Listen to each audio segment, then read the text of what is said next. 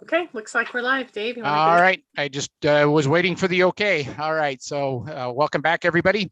Questions today. Who are you? Position in district. How are you? Time constraints. Who's missing? Issues, elephants, expectations.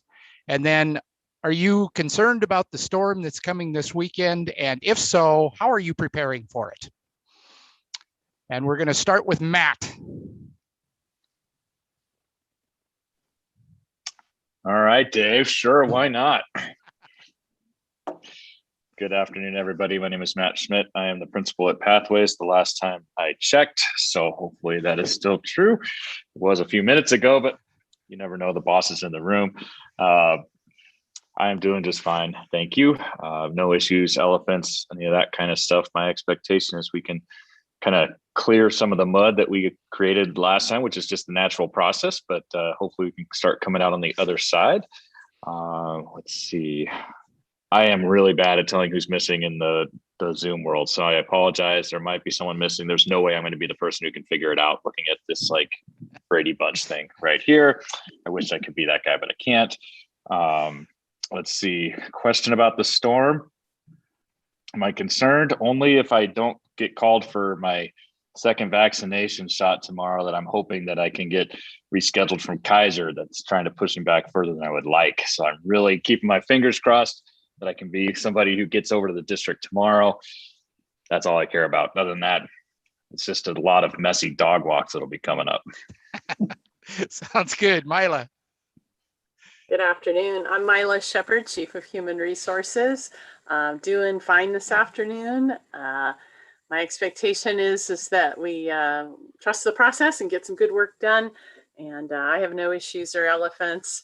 And yeah, I am not too worried about the storm this weekend. Once we made the decision to move the vaccination clinic and Thornton Fire was able to pivot with us and we got everything scheduled for Friday, my stress level just went way down, partly just on behalf of all of our staff members and my own self. I'll see you there at 2.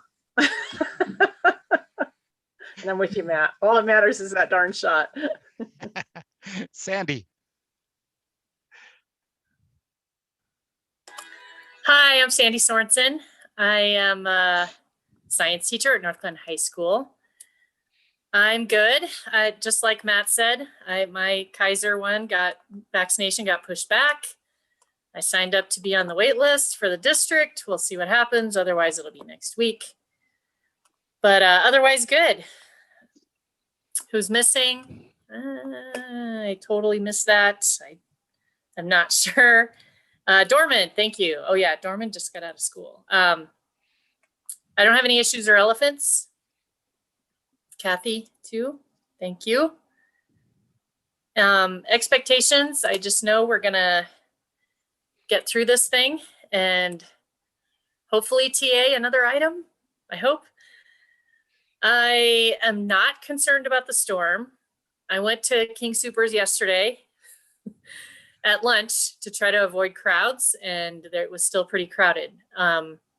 Otherwise, we got dog food, we got cat food, we got people food. We're all good. Very good. Linda.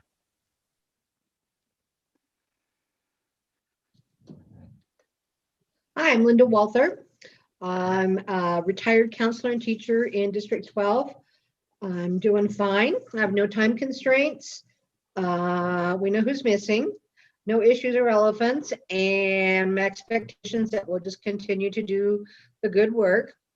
I'm a little concerned about the storm just because of the potential snowfall that we'll need to remove from the sidewalks. Allison. Hi, I'm Allison Alter. I teach social studies at Horizon High School. I'm doing okay. I feel like every day I am always trying to do 17 things at once. So I'm trying to focus on this right now. But I'm not gonna lie, there's stuff in the pressure cooker. So I just had to go release it so I could eat dinner at some point tonight. So we know who's missing, no issues or elephants. Expectations are to just continue good work, and like others have said, hopefully kind of get to the root and hopefully come up with a creative solution. I am not concerned about the storm. I I called at the right time, I guess. My appointment is at Wheat Ridge in Kaiser. So it was maybe that I was like, I'll go anywhere. I don't care. Tell me where to go.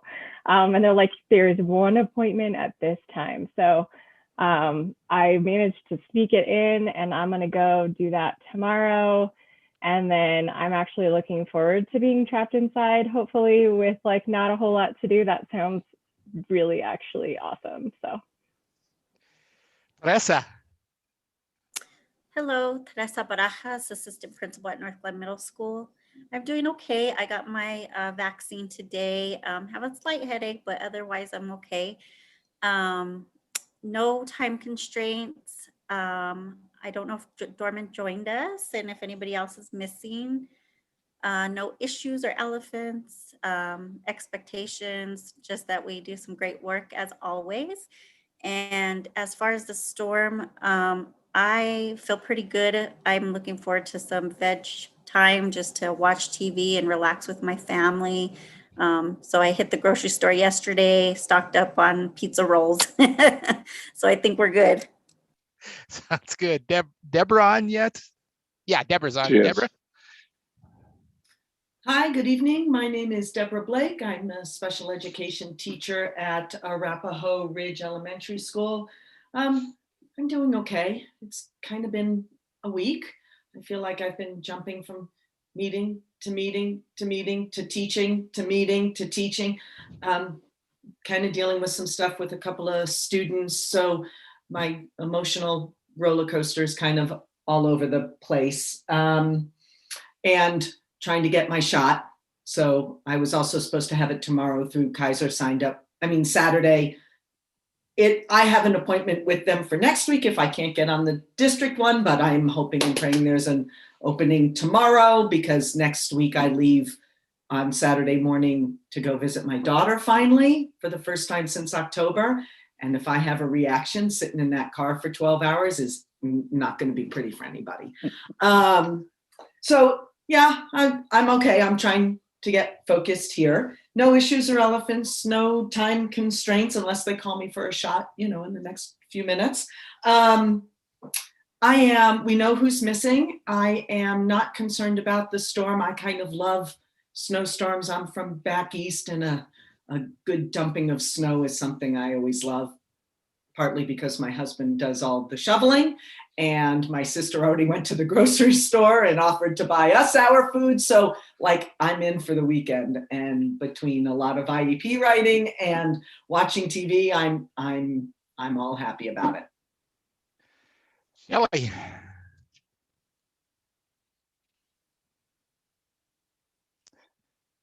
Shelley, are you there? I did the He wrong. was.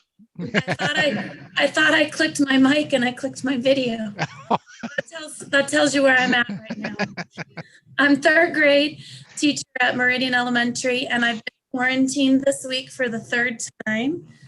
So I'm anxiously awaiting my second shot, as are a lot of other people in this room. And unfortunately, I'm in the Kaiser bunch whose second vaccine has been postponed. I'm on the wait list with the district, but I'm noticing today that maybe the list is a lot longer than I thought it might be. I have no issues or elephants. I am expecting that we will refocus our thoughts and energy on this topic and maybe find a better direction and possibly make our way through it. I'm not concerned about the storm. I have a 4-wheel drive Jeep. I grew up in Colorado. I know how to drive in the snow, but I also have no reason to leave the house. So it's not a concern for me at this point. Very good. Heather Espinoza. Hey, Heather, I teach second grade over at Woodglen. I am all right.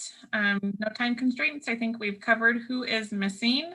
No issues or elephants. Expectations are with all of you to get this issue to a better point and make some progress with it. I'm also with many of you in the Kaiser bunch of rescheduled shots and also on the wait list. So Chris, got a new poll for us. The magic happen. And the storm, no, I guess other than when it's coming, and I live quite the distance from where my potential vaccine could be happening tomorrow. So hopefully the roads stay good during that time. But no, we're ready. I guess the only thing is that, you know, darn electricity, if it goes off, then I'm kind of in a pickle. But other than that, we should be good. All right, Bo. Good afternoon, everybody. My name is Bo Fobert. I serve the district as Executive Director of Curriculum and Instruction. I'm well. We've covered who's missing, no issues or elephants. I do have a time constraint tonight. We are doing some engagement with some of our parents this evening, and I'm going to be facilitating one of those groups. So I'm going to step out around 6:15 and then reappear around 7:15 or 7:30. And I will be on my best behavior on either end of those moments. I'll try to anyway. I'm not worried about the storm. You know, I'm a native Coloradan, and this comes with the territory. I have a sneaky suspicion that this one is going to be underwhelming. I just think the buildup has been too big, and I've heard the target is moving closer and closer to Wyoming. And I think we'll get some, but I have a feeling this will be one of those that will be more sad trombone than the whopper that we've all been anticipating. Thanks, Bo. Chris. I'm Chris Godowski. As I mentioned before, I'm the superintendent in Anchorage, Alaska, on loan to the Adams 12 5-star schools. Whether the storm proves to be a dud or a 5-footer, I'm confident we'll be back in the saddle going to school the regular way on Monday as we do in Anchorage. For those of you who've been inquiring about vaccinations and are on the Kaiser list, I'm going to do a quick survey. So if you are someone who received a Moderna vaccine round 1 at Kaiser, please raise your hand if you're so willing. And if you were a Pfizer dose person for round 1, raise your hand. Yeah, those of you who are looking for your second dose, if you're on the Moderna side, you're in good luck is what I understand from Pat as I checked in with him. I think we've got adequate vaccines, and there's a lot of optimism on the Pfizer side too. I think we're short just a teeny tiny amount to the degree that depending on how efficiently people can draw a vaccine out of vials. People on the Pfizer side might get a late breaking notice in the morning or midday, letting them know that they're a go. So really hopeful that we're going to be able to get all the Kaiser folks in tomorrow, because I know putting that off to a later point creates a variety of challenges for you and for the system. So fingers crossed. I am a little bit worn as we head into today. It's been a tough week. My mom had surgery earlier this week, as I shared with some folks, and so that caused a lot of angst. It's been a challenging stretch for her, not just this year, but frankly, the last few years with some health issues. So worn from that, and my heart is hurting given the news that we confirmed this morning that we lost a student in an auto accident from Legacy High School, and learned of that this morning. And each time that we lose a student, and unfortunately it happens every year for a variety of reasons, regardless of the reason, it's just heartbreaking to think about what it's like to be the parent, the grandparent, the siblings in that household. And so my heart's hurting for that, and just has been on my mind the whole day. I think we've got Kathy with us, so hopefully Dorman will be able to join us soon. No issues or elephants for me, nor time constraints. Expectations is that we continue to work hard, to work smart, to be good problem solvers, and to get more things accomplished as a team. I have been concerned about the storm, both professionally and a little bit personally. The stuff with my mom just gives me greater angst because she continues to live on her own, and trying to have her seek out other housing arrangements during the storm is one of many things that tends to be a big negotiation in my life right now. So the negotiations I do are not just an IBS, but they're with my mom and my brother and a whole lot of other people. So I have some angst about that, but I'm confident we'll get her in a safe place. Good to see you all. Glad to be here. Thanks, Chris. Heather Gracious. Hi, everyone. Heather Gracious, Director of Elementary for Student Support Services. I'm great today. Have no time constraints. We know that Dorman's missing, and welcome back to Kathy. No issues or elephants. My expectations are to do what we do, and we will TA this. I'm positive. I'm not concerned about the storm. I'm actually really excited about it. I like hunkering down with my family and doing stuff together. So I'm looking forward to it. Very good. Nancy. I'm Nancy Leonard. I'm a retired principal with District 12. I don't have any time constraints. I don't still see Dorman, so I guess he's still missing.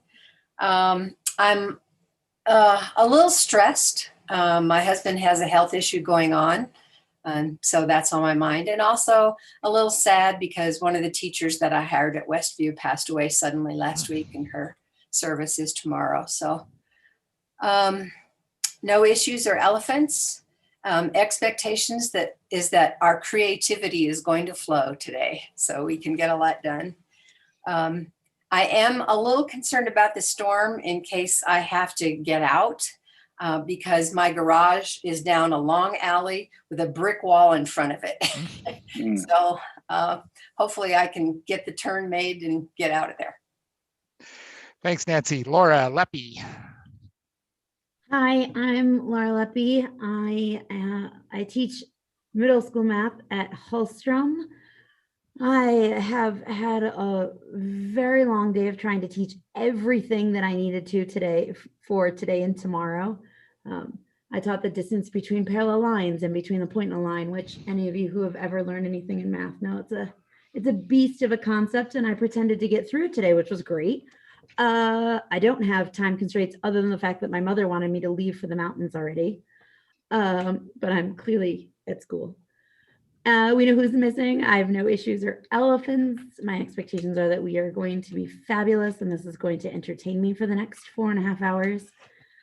And I have never been so excited to have an asynchronous Friday in my entire life. So I must say a huge thank you, because I am working both Saturday and Sunday this weekend in the mountains, and I was trying to figure out how to leave as quickly as I could tomorrow to beat the storm, because I'm not in line for the vaccine this weekend because of the fact that I do work on the weekends, and I couldn't make any of the ones that we had earlier, which was unfortunate at the time, but awesome now because my next appointment is over spring break. So I will just have to drive down from the mountains for that. But I'm from Buffalo. So sometimes it snows there. Sometimes it snows 78 inches and we have to shovel into the house because we can't actually get in anywhere. But we didn't have snow days. We had go to school and, good luck, get up early and clean your car off. So in terms of that, I don't mind. But in terms of being on the road with other folks, I don't love it. But the storm seems to be backing up a little bit. And like you said, kind of shifting itself around. So I'm super, super happy and thankful about tomorrow. And I will drive to the mountains this evening. So thanks to the people who did that. Thanks, Laura. Dave. Afternoon, Dave Lockley, president of DTA. I'm doing well. I have potentially a time constraint. We'll see. Jamie's supposed to pick up the kiddos from base. And so as long as she does that, I'm good to go. If not, you may see a mad dash as I run over to Mally and STEM real quick to pick up little ones before they charge me by the minute. And it's not a joke. It's actually by the minute. And it's only happened to me once.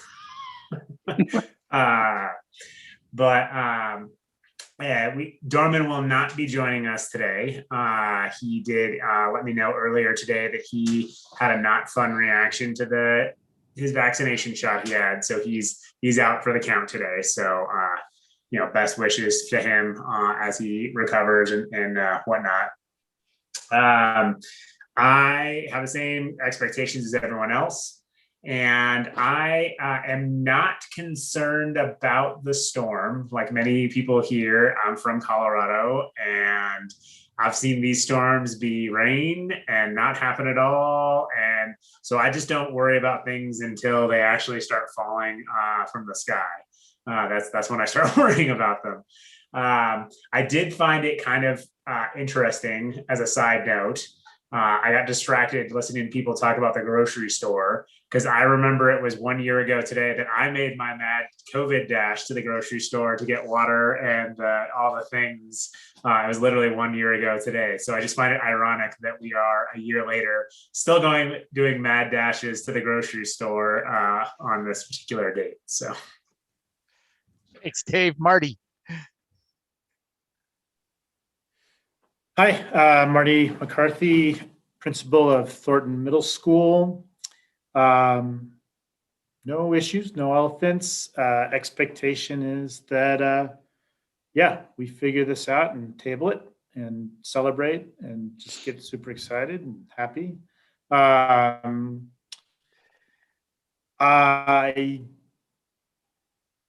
am not worried about the storm. There's still like a part of me that's like the 1984 punk rock kid who cheers for chaos, but I know that's not responsible. I don't do that every day, Chris, just sometimes.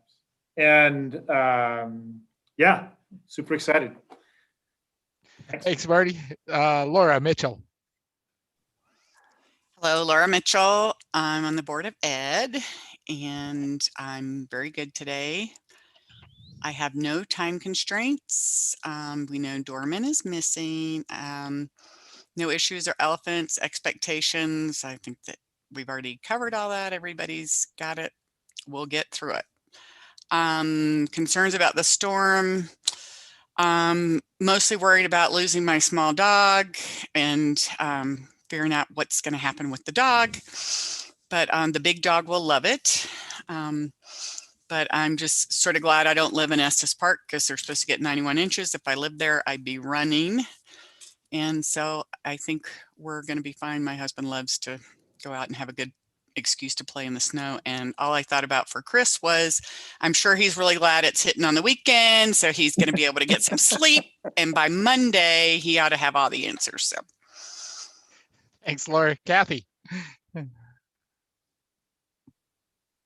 Hi, everybody. I'm Kathy Plummer. I'm on the Board of Ed. I'm doing pretty good today. Sorry to be late and miss all of the previous stories. I have no time constraints, no issues or elephants. I'm sorry Dorman is having a bad reaction. I am getting my shot tomorrow, and I'm very thankful that they were rescheduled. So I am not that concerned about the storm. I grew up in Michigan, kind of same thing. Snow never leaves there. It's all ice. You just get, used to it. So I love the fact it'll dump and then go. But I also know that when it's here, people are crazy. Like they don't know how to drive. And so any concept of going out, if, I think my kids are going to be on the road, that makes me nervous. My kids are in college. So, when they're not right there, I worry a little, but not for us. And I guess I could be feverishly hanging out in my bed on Saturday and letting my husband shovel all the snow because of my COVID shot. Thanks, Kathy. Christine, I mean, Kristen, whoever the heck you are, would you talk? Sorry, Kristen. Hi, everybody. I'm Kristen Powers, principal at Riverdale Elementary. I am doing well. I do not have any time constraints, no issues or elephants. My expectation is that we continue the great work that we do together. And I am not at all concerned about the storm. And like Heather Gracious, I'm very excited about it. And I can't wait to see it and see what happens. Kristen, I apologize for calling you the wrong name. I had a Christina just a few minutes ago in another meeting, so sorry about that. Ian. No worries. I'm Ian Savlich. I'm a teacher at North Glen Middle School. I am doing well, pretty exhausted this week. No time constraints. We know who's missing. Don't have any issues or elephants. Expectations, 27.8 is ours. Pretty excited for that. Not really concerned about the storm. We're prepped. I'm hoping to get some taxes done this weekend. Very good. Thanks, Ian. Jim. I'm Jim. I'm one of your facilitators. I was feeling great until we started this meeting.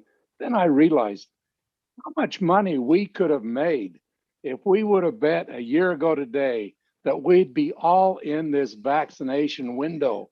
It would have been, we could have all done wonderful things. But hey, it's great. Congratulations. I'm glad we're there.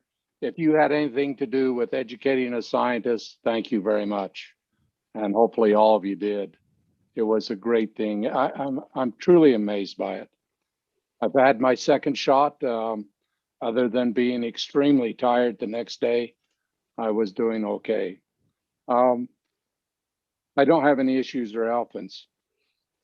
The expectations are, last week we did a lot of work with the issue at hand and wanted some more time to think about it. I think we'll finish it up tonight. It's a difficult issue because there's so many complexities in it. Am I concerned about the storm? Only because of what was said about people go crazy and they get out on streets and roads and do things they shouldn't be doing because they have a four-wheel drive and they think it'll go fast and stop quickly. The four-wheel drive all it does is maybe help you go forward, but it has nothing to do with your brakes. So good luck with it. I hope you don't have to travel if it is a major storm. And if you do, please drive carefully. Thanks, Jim. Yeah, and I'm Dave. I'm your other facilitator. Doing pretty good tonight. I'm a little tired of Zoom, I have to admit. I've been on a Zoom meeting every day this week from about 7:30 till nearly 9 o'clock all week long. And so I'm a little rummy. And if I forget things like Kristen's name, I apologize ahead of time. But doing good. My vaccine got my first vaccine was supposed to be today and got postponed. So and I'm not sure why. I got a text this morning that said that I wouldn't be doing it. So I'm still waiting on my first one. So I'll stay away from y'all. No time constraints. We know Dorman's missing. Issues and elephants. None whatsoever. Expectations. I'm in the same boat that Jim is. You guys work this process so well. I believe you'll get this done tonight and move on. I'm not concerned about the storm, Laura. I want you to know that I'm hoping to lose at least one, maybe two of my little dogs. I'm kidding. I'm joking about that. I did go to the store today to get milk. I couldn't get milk, but I did get toilet paper, so we were good there. So good trade-off, I think, maybe. So we are starting on continuing with 27.8. What do we need to do to get started? Hey, so I think we were going to do two things to start before going back into story and anything else you wanted to add. One was to just reaffirm and clarify what we're talking about today. And then the second thing was that give people a chance to review the charts to see, not necessarily to take things off because it's all part of the larger story, but what is additional story that they want to add. And then if we don't have any more story, then move on with the rest of the process. So the issue that we, oh, sorry, Myla, is there anything else you'd add before I go back to reframing the topic? Take that as a no. Myla's not in my, I have to flip screens to get Myla on my screen and I don't see her. Oh, sorry. I was just giving you the nonverbal. Okay. She was shaking her head no, Dave. Oh, there you go. Okay. So the issue that we're addressing today is the class coverage section of our contract, but specifically having to deal with non-classroom based educators in two circumstances. Circumstance one, when a non-classroom based educator is covering a class. So I'm the SEL or the social worker or the school psych or the coach, and I am asked to go in and cover the class for second grade. Or the other issue that we're dealing with is when one non-classroom based educator is covering for another non-classroom based educator's workload. So, and this would be less on a day by day, but actually assuming the responsibilities of that educator. The easiest example that comes to my mind has to do with school nurses. I know I've been talking about them a bunch, but I think because of the nature of their job, there's some more, it's easier to kind of delineate. So if one of our school nurses goes out on maternity leave or medical leave, they're gone for 3, 4, 6 weeks at a time, then another school nurse has to physically assume all of the responsibilities of covering that nurse's schools. So it's not just like showing up because the other nurse is busy or out sick. They're physically assuming the responsibility of that person's school or schools for the duration of their medical leave. So those would be the two circumstances that we are trying to really focus in on today in our story, interest, and options. But like I said at the end of last time, anytime you talk about a topic for the first time in a while, you got to clean out all the cobwebs and look in all the corners before you can start addressing the issue that we're focusing on today. And by the way, Mila, should I submit my class coverage forms for taking over at North Glen High School on Monday? Yes, I want to thank you and Kim for being pinch hitters and doing sub duty on Monday when we were short. And yeah, you go ahead and submit that supplemental straight to me. I'll take care of you. And can I rudely interrupt? As I just now saw my notification that I have an appointment for my Moderna vaccine tomorrow. So you guys better check your email really quick. Very it might good. be there. Thanks, Chris. All right. So those are the two issues that we were wanting to just make sure that we're understanding and focusing on that space. Very good. Anything else on it before we have you do a gallery walk of your story, interests, and options? I don't have anything, but if anyone has any questions or just clarifications that they would like, I'm more than glad to try to address those. Thanks, Dave. Questions or clarifications from Dave or Mila?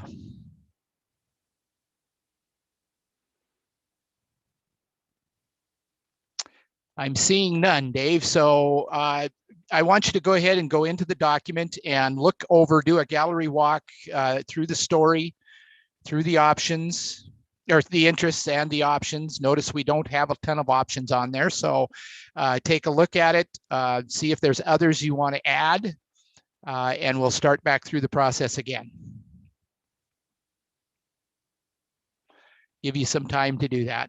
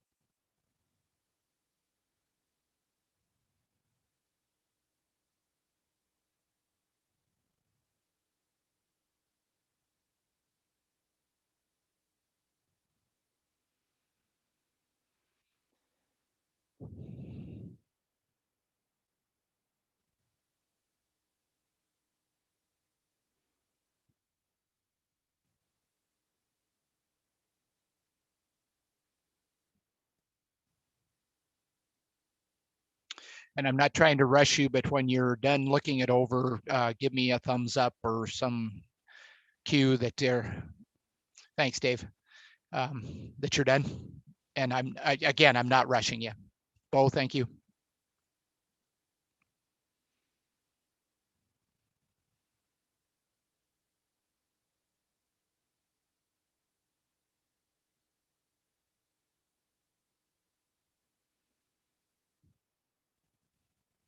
Thanks, Sandy.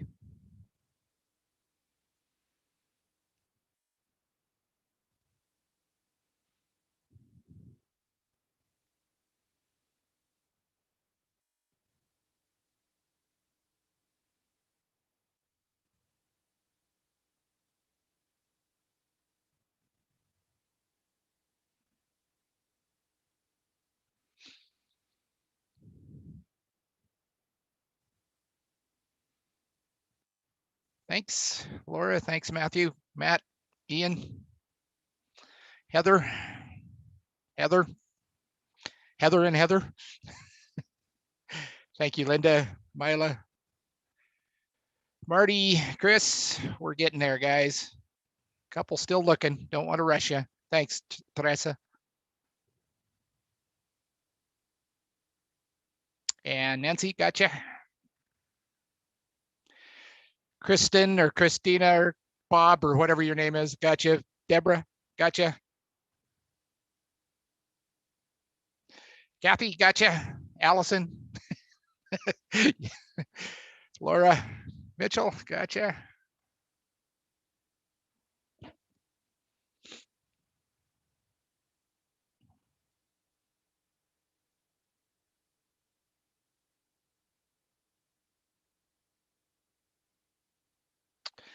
All right, most of you have it. You can still continue to read through as we're going through. If you have more story, let's start there. If you have more story, Jim, you have your typing fingers ready? You're muted, Jim, sorry.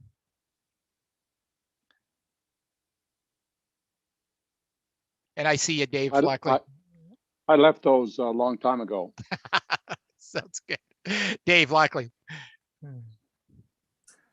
One of the advantages of Zoom is that people actually watch these things and then provide me with examples afterwards. So one of our nurses friends gave me an example of a covered situation a couple of years ago. It's about 10 years ago, maybe 15 years ago now. But they had 2 nurses go out on maternity leave at the same time. And so they were pretty stretched. And they were, the arrangement that was made was that they got paid 2 hours per diem for each school, 2 hours per diem per week for each school they took over for the nurse. So they divided it amongst themselves. The nurse had 5 schools, so they kind of divided it amongst the remaining nurses. So I just wanted to put that as an example, add to the story. Okay, Jim's adding it as we speak. And Dave, then I'm going to have you take a look at it and see if he's got it the way you need it.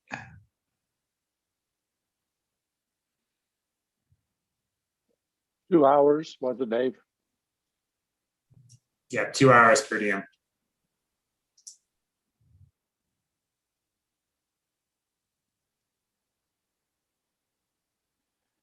Okay. So technically it was 2 hours at their per diem rate, but it's 2 hours per school. Got it. So so if their per diem was $40, they had 1 school, they got the $80 for that week. Okay. Allison.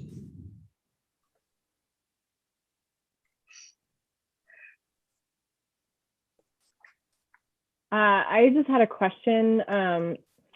I was talking to one of my friends who is a nurse at Children's Hospital, and she said they actually contract out nurses to some districts. And so she said she wasn't sure entirely, but there's some so I was just wondering what other districts do, if anybody actually happened to know that as a creative solution. if they cover with contracted employees or if they do anything like that. Heather? There are agencies that we contract with for a lot of related services. So it is a possibility, but because of the shortage statewide of some of these positions, it can be difficult to contract. Mila? 27J uses, oh, sorry, Mila.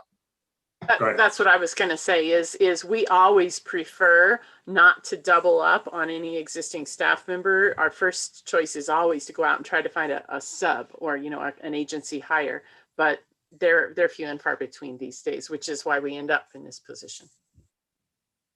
I was going to use the specific example that 27J does do that contract work with Children's Hospital specifically. However, the nurses are only available to them on call.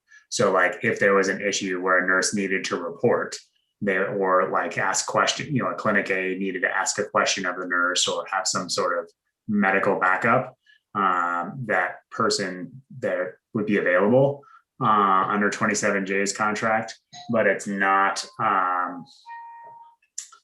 the same thing as having one of our school nurses come into the building and participate in an IEP meeting or some other process. They do IEP meetings. I don't know why I said that, but in general, it's not the same thing. It's just for emergency on-call services with the 27J contract. Allison, did that answer your question? All right. Other story or questions?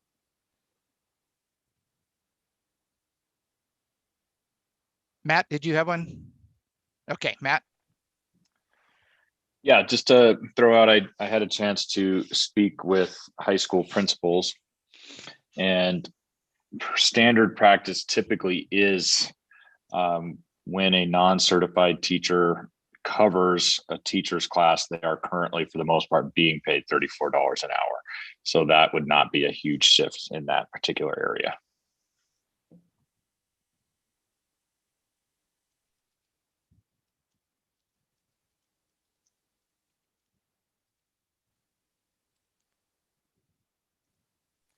Now, what do you mean by non-certified teacher?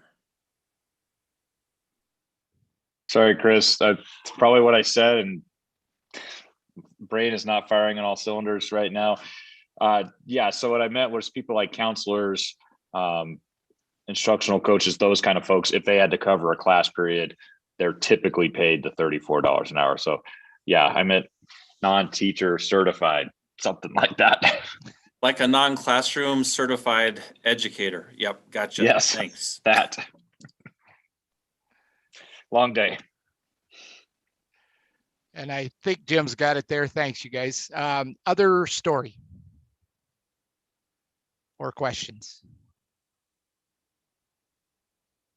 Sandy. I have a question about the very first point on story, because I don't really know what it means. It says confusion created by the term teacher coverage by whom get the coverage pay. What does that mean? So it was a summation of my long diatribe at the beginning of the IBS session around this. So basically, there is confusion. It happens more in elementary spaces and sometimes at middle school than in high school. High school is pretty standardized for the most part. But the language says when a teacher covers another teacher's class, essentially. And it doesn't use the term certified educator. And so I've had to have conversations with office managers and principals to remind them that that term means any certified educator covering another certified or another person's class, that the teacher's class is what that refers to.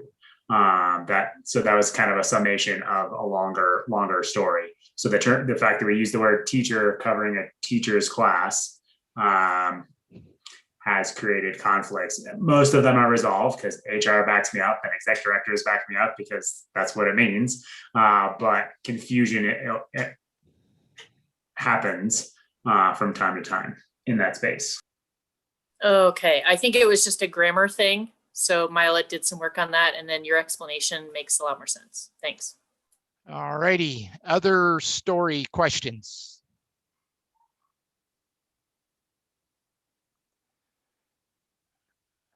All right, we can always come back to story if we need to. Are there added interests that we need to add on?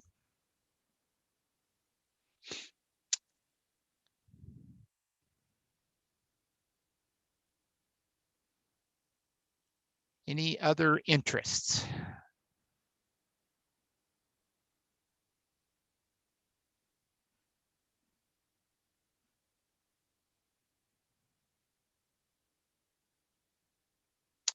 All right, how about any other options?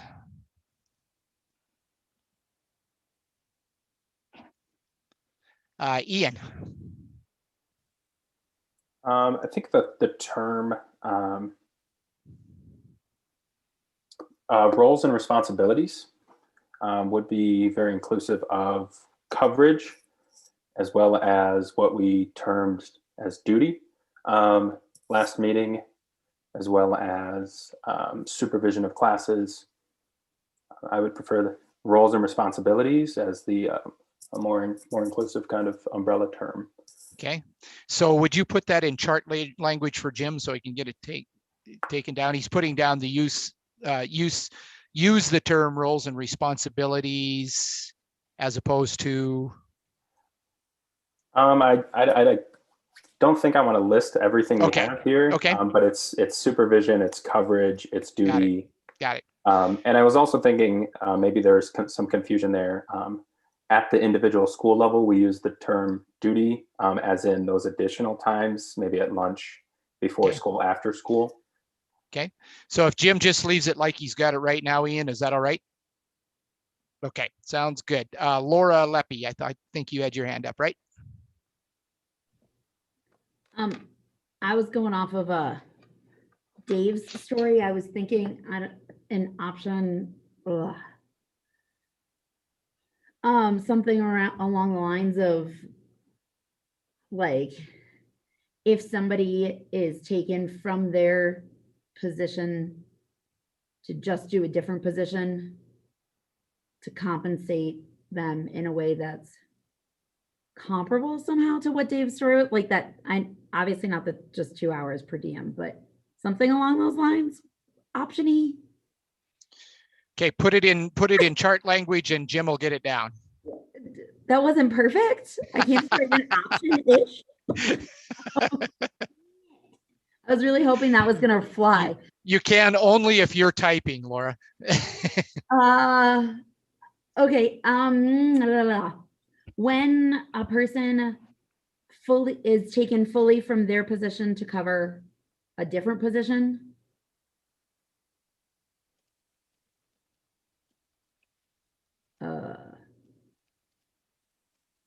Compensate them handsomely. I don't know.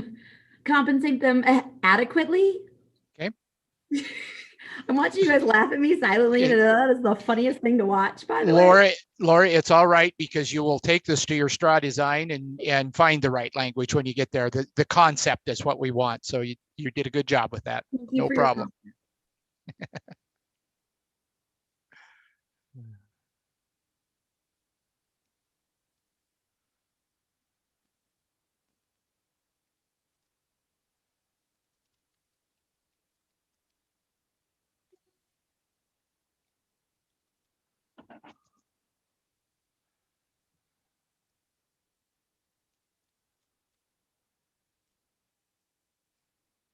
Okay. Kathy. So kind of a question and then an option.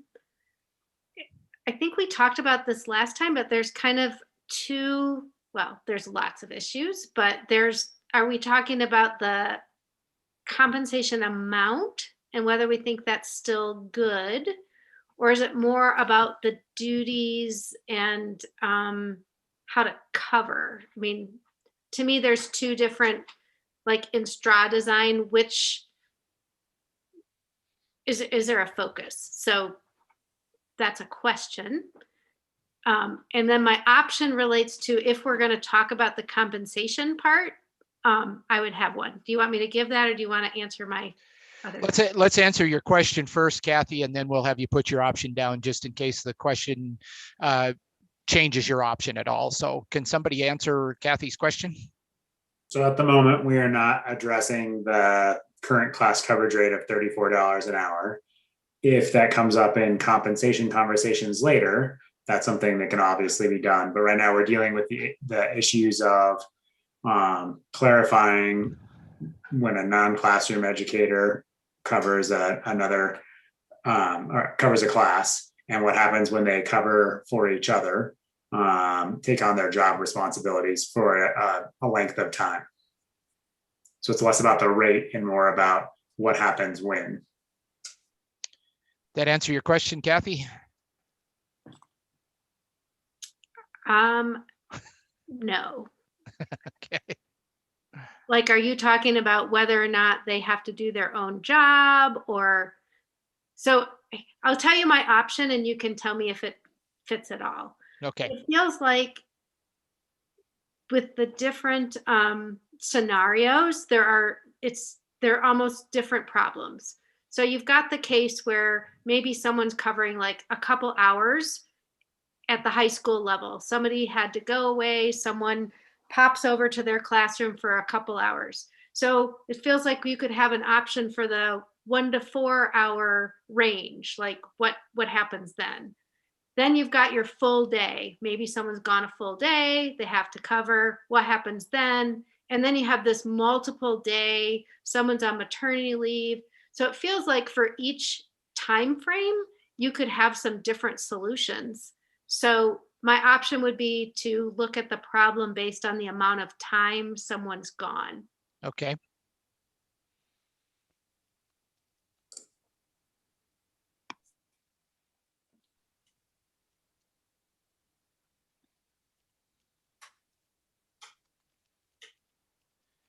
Jim's trying to capture all of what you said there, Kathy, because I think that that's important to take into straw design when you look at it. So.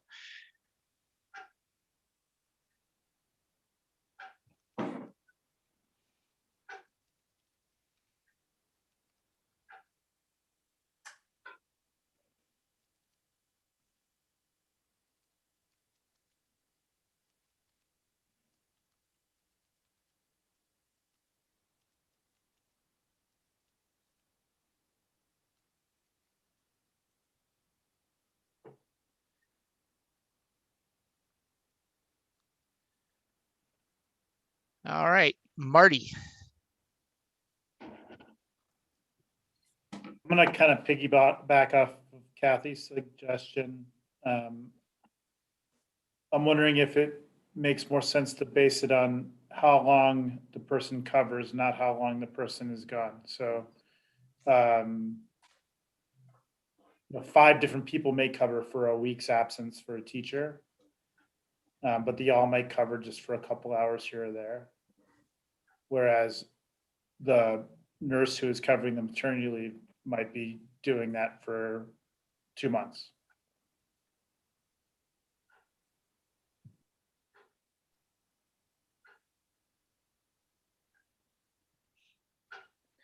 Got you, Dave. I'm going to let Jim get this in and then I'll come to you.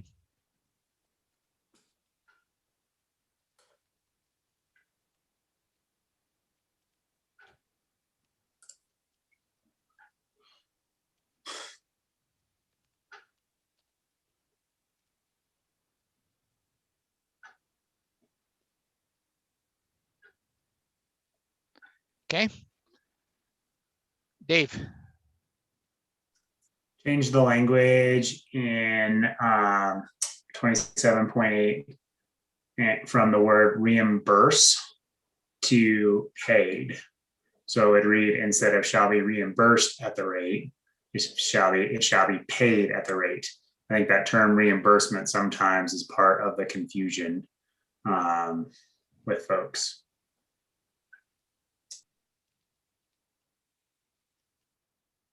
Okay. Other options.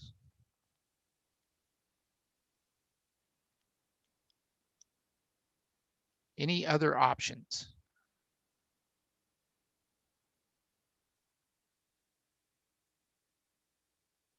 Ian.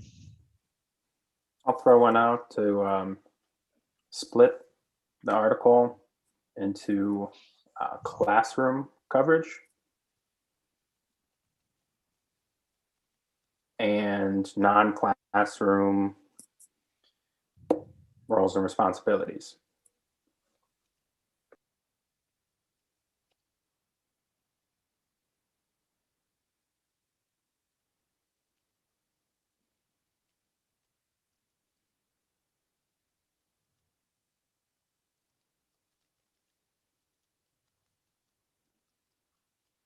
Okay. Other options. Give you a little time to think here.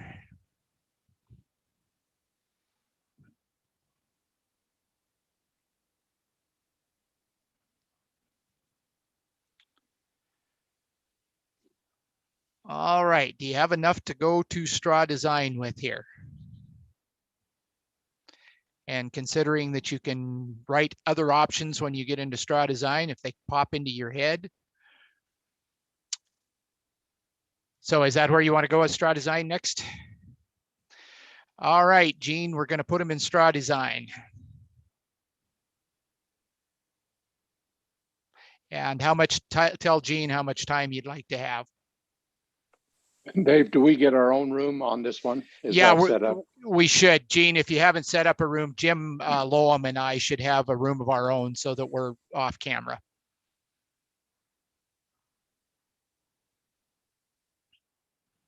So it's 5:22, and should we give it a good 30 minutes to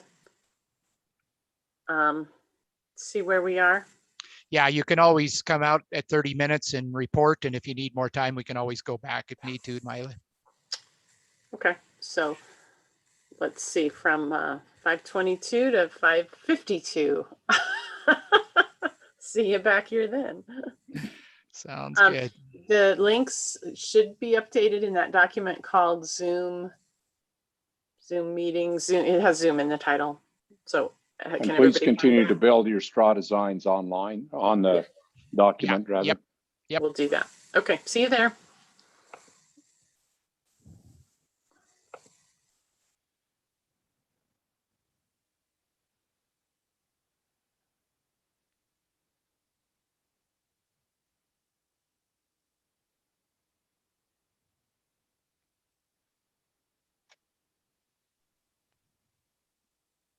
Hey, Dave, I forgot what group I'm in. I'm not sure. Can you ask Gene what Gene probably knows? I think you'll go there. Yeah. I think you'll go to that right room, Kathy. I hope. No, I got to pick one. Yeah, I feel like I got to pick one too. I don't know which one I'm supposed to go to either. If you go to the document, the links are in there and the names of the members of each group are in there. If you go in the Zoom straw design group. Oh, okay. That's in the drive. It's in that drive file. I'm in which one? One? You're in one, and Marty, you're in two. Thank you, Laura. Thank you. Welcome. I have two computers. That's the only reason I can tell you. I'm impressed. I am too. All right. Late as always. That's my story.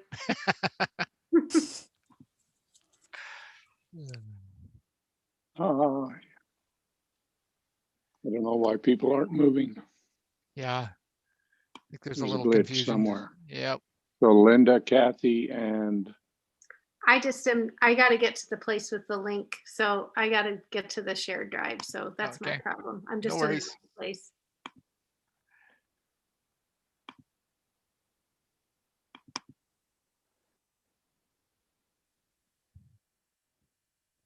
yeah, I thought it took you there automatically when they built that, but yeah, evidently not. Yeah, and then we're going to need a room too when we get everybody else out of there.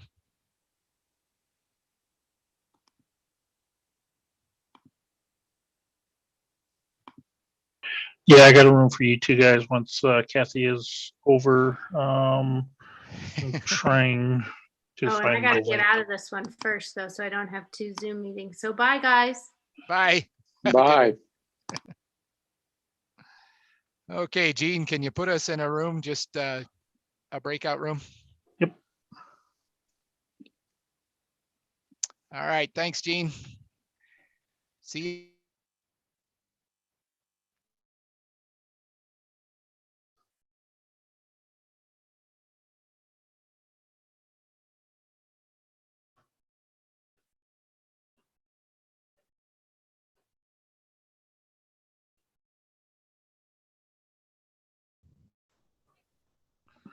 Hey, Gene, this is Chris. I feel like I'm not being smart enough to get into my group 2 breakout. Okay, am I okay? If you go to the shared drive, you should have that straw design with the list of names. Okay, The links are updated on there. I didn't get them updated on the slide. I'm sorry. no worries. I will give that a shot. Thank you much. Yep.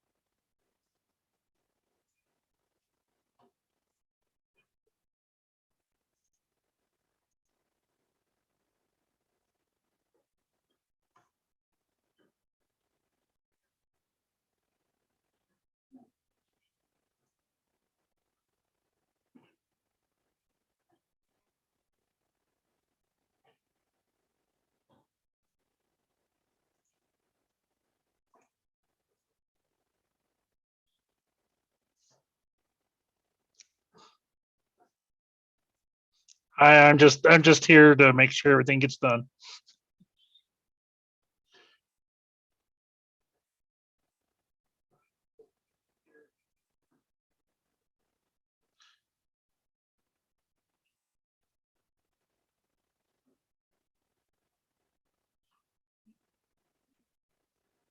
Actually, there's nobody left in the main room. It's just me and the regular one. So I don't know what.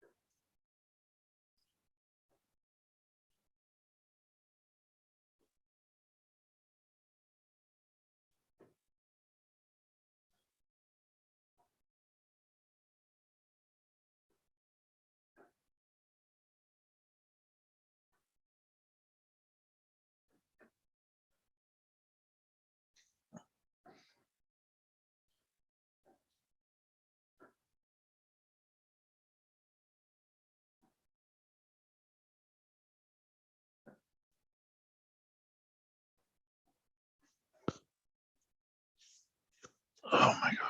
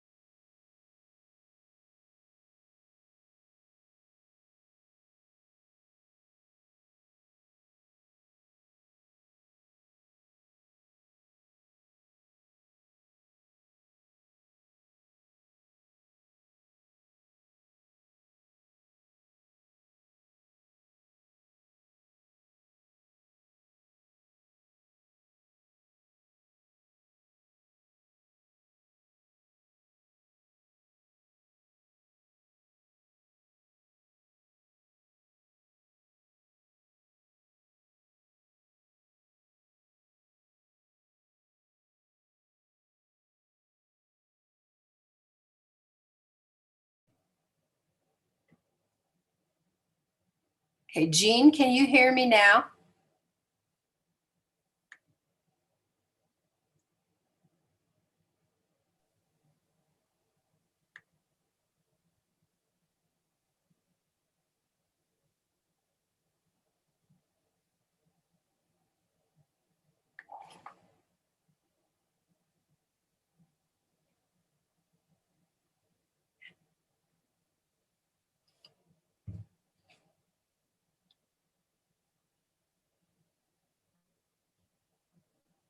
Yes, I know that.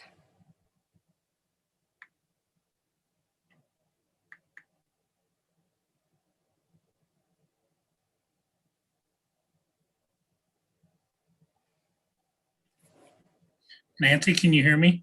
I can hear you. I can't get into the group 2, or I can't get to any other screen other than it says I'm looking at your screen. Could you hear that? I did. Hang on one sec. Okay.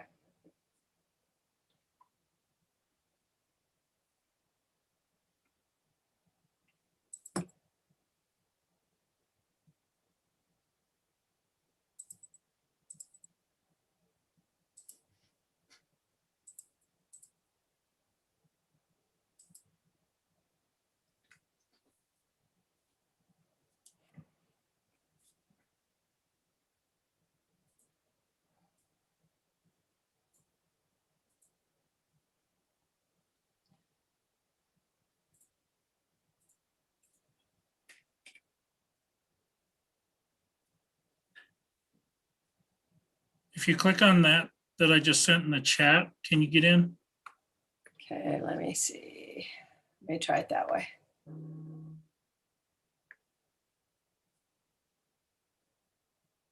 Okay, it says, will you leave this meeting to join a new meeting? Is that what I'm supposed to do? Yes.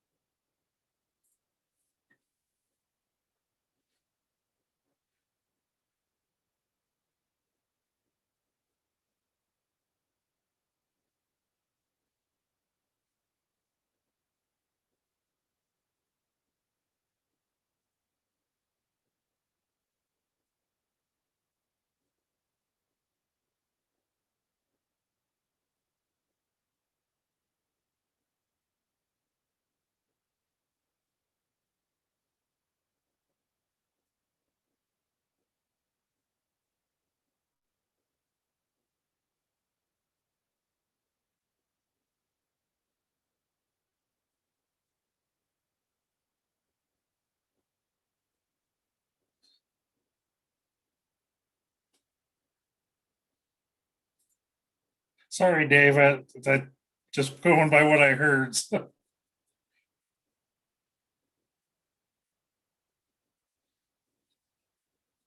All right.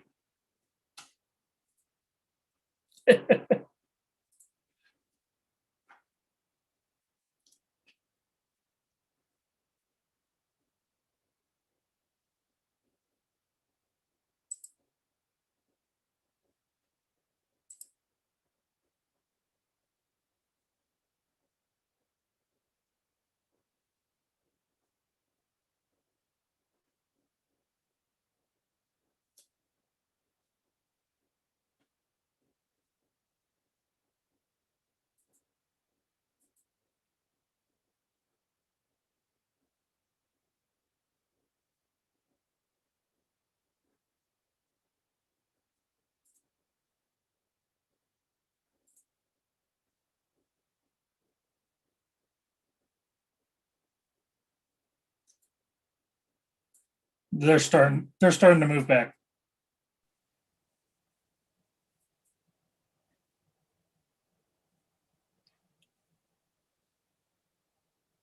Is everybody seeing this webinar link on their screen? Yep. Okay. You're in the right place, I think, Nancy. Okay. I hear my group members, so I think it's okay. Yeah, I can hear the group. I just can't see anybody else.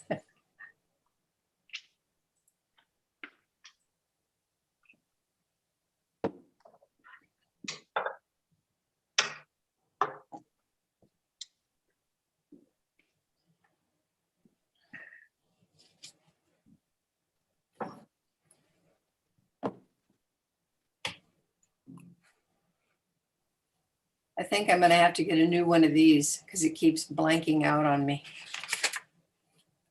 What is that? Oh, trackpad? Is that what it's called? Trackpad? Yeah. Oh, are you on an iPad? No, I'm on a Mac. Oh. All of my information, the sheets and everything we look at is on the iPad, but you guys are all on my Mac.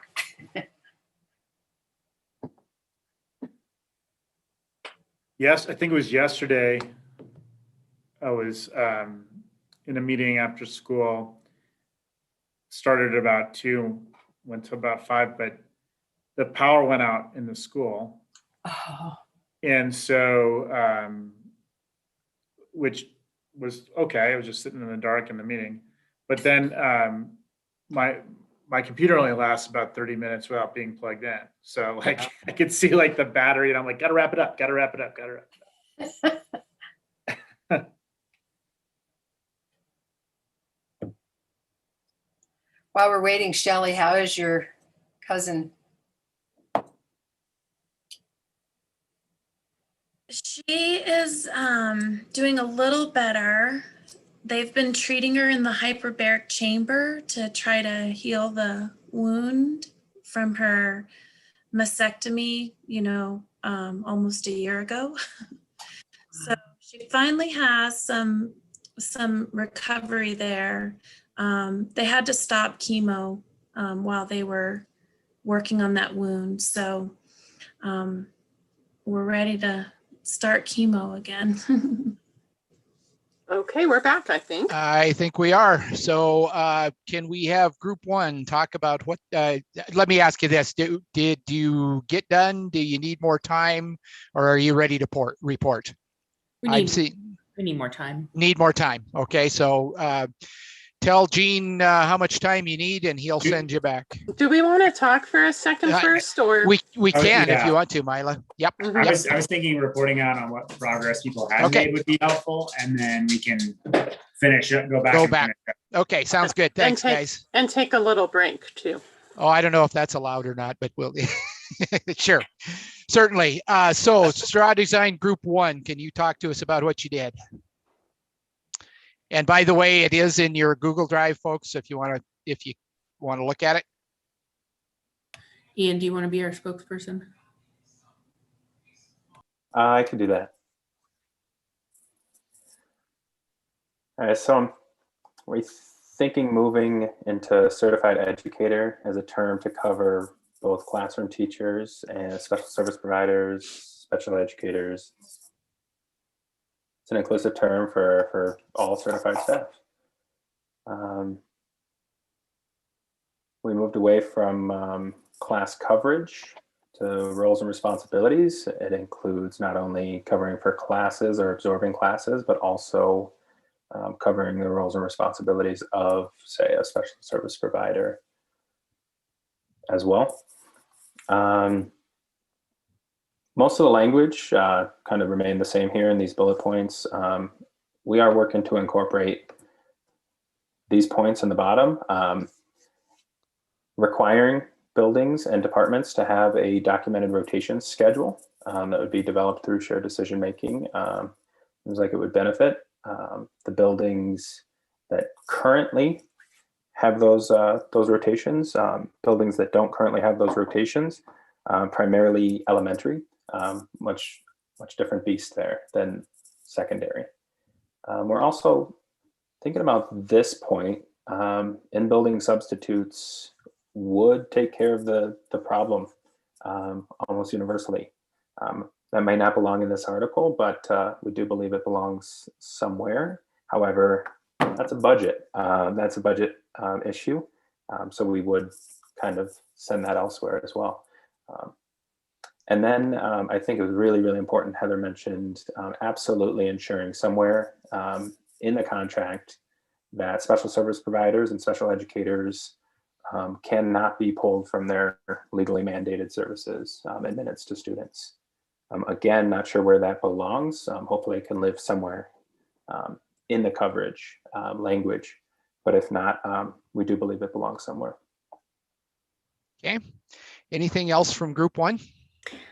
I think we do recognize with in-building subs that there is a shortage of subs right now, and we just don't have enough information if that's going to get better soon with the COVID vaccine, but we still wanted to put that on there. Okay. Yeah, Anything and else? Go ahead, sorry. Heather. I just think the other thing is if a special educator is providing class coverage and has to cancel a group just out of sheer desperation, they have to make up those services. So it's maybe just a little leeway. Okay. Anything else from group one? How about questions from group two and group three to group one?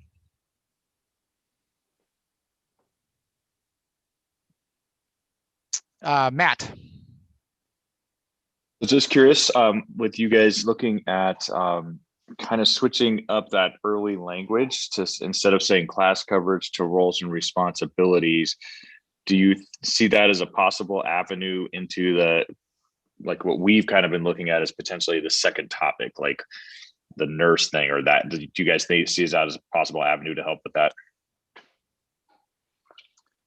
We talked about splitting that article. If we don't split it, then all of the language in there has to be, really inclusive terms about the certified educator and the roles they're performing. If we do split, I think we could be a little bit more specific. Heather, I think you had as well. Yeah, go ahead, Heather. Yeah, I was just going to say that we hadn't gotten to that part yet, and that was why we needed more time. Okay. Other questions for group one?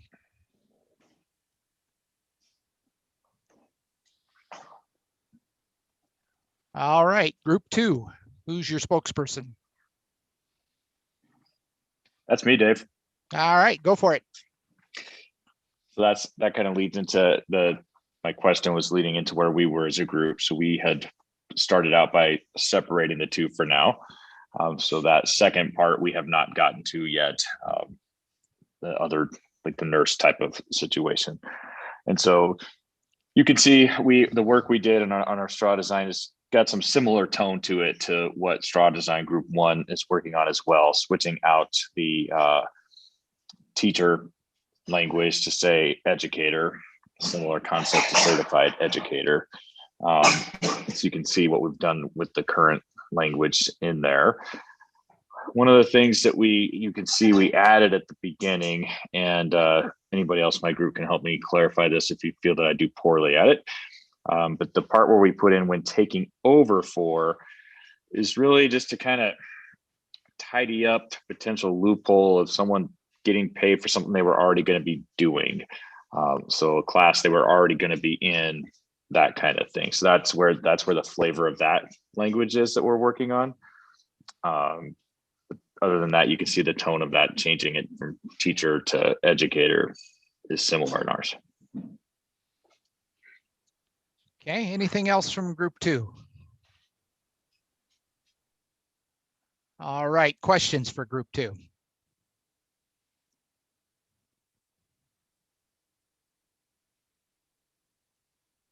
Matt, you did such a good job. They don't have any questions. So, hey.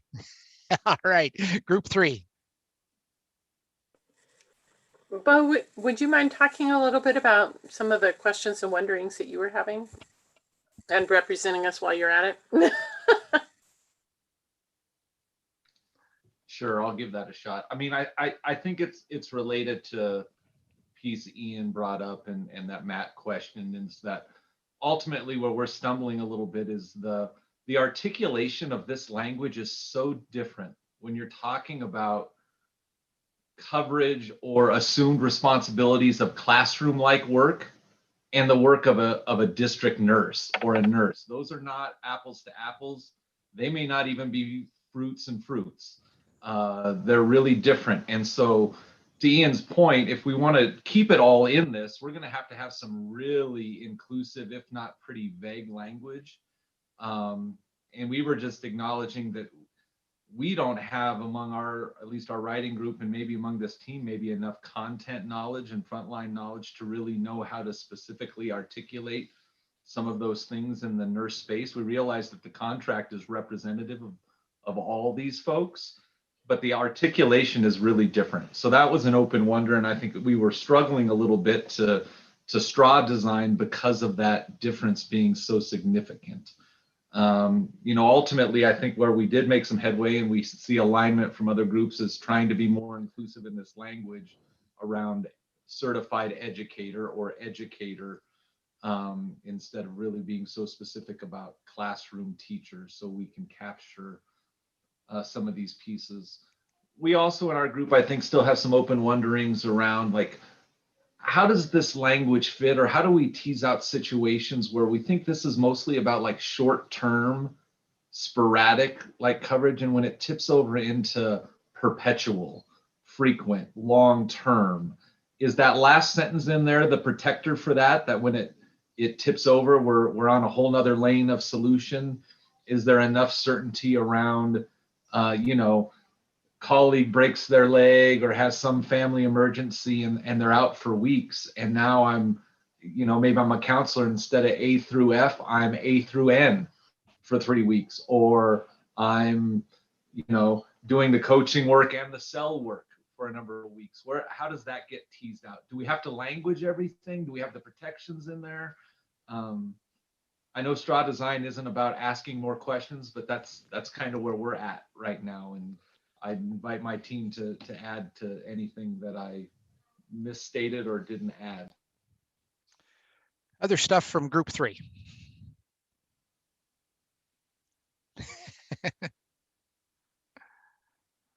I mean, I guess we did have more questions, and one of the questions I asked was like, under other circumstances, how have nurses been compensated for covering in the past? So you gave us one example. Is that the only example? Like, what is current practice?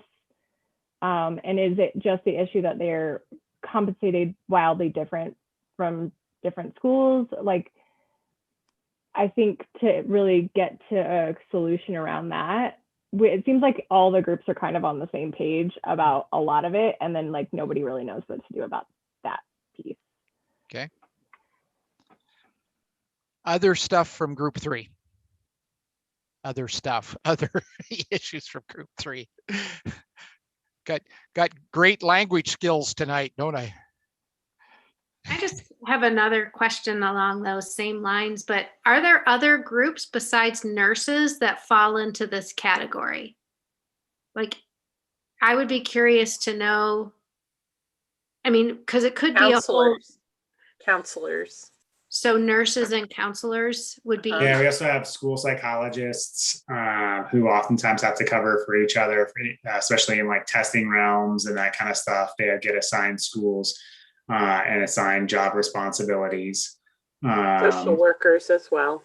Yeah, it's really almost all of the people in the SSP category is where this really, really takes over. A lot of our, if you're a coach, we don't necessarily assign a new coach to your building, right? If you're a dean, we don't assign a new dean to your building. Someone may take over the dean role, but that someone else is then doing their job, right? Like, so that's a trade of positions. It's not just a temporary takeover.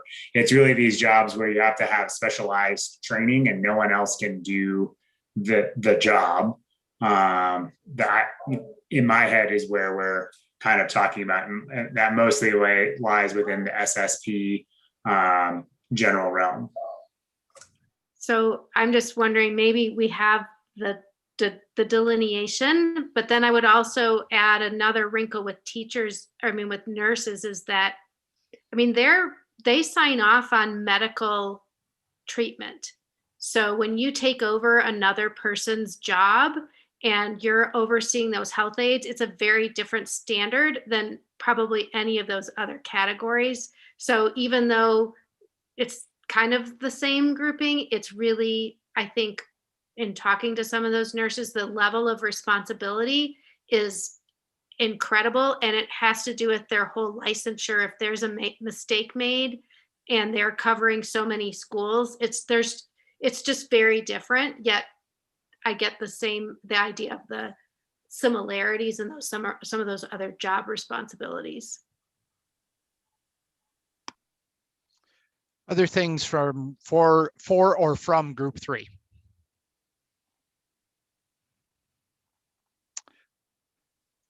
All right, looks like you need more time. So tell Jean how much time you need and we'll go back in.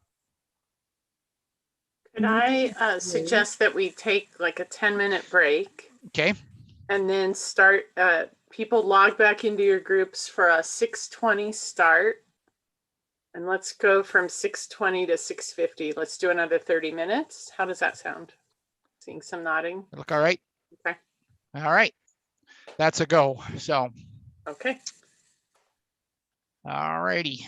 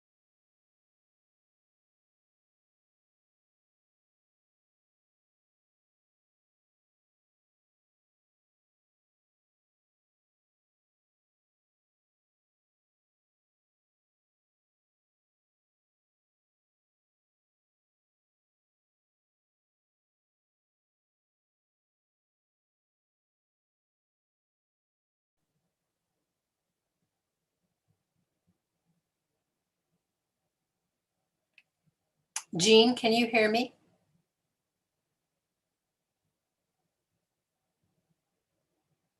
Guess not.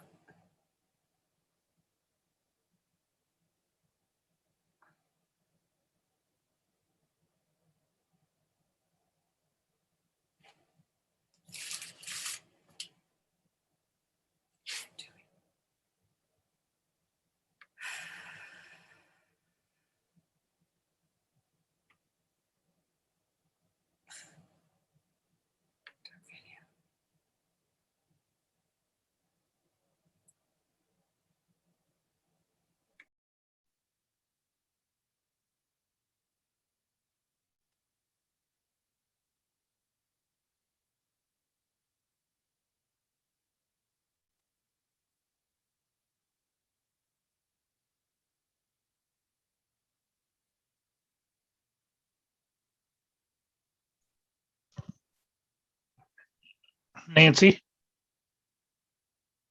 I put the link in the chat again.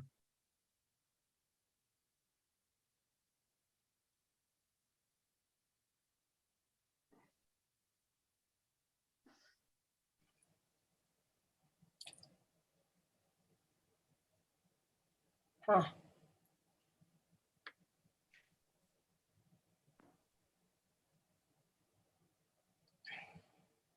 Gosh.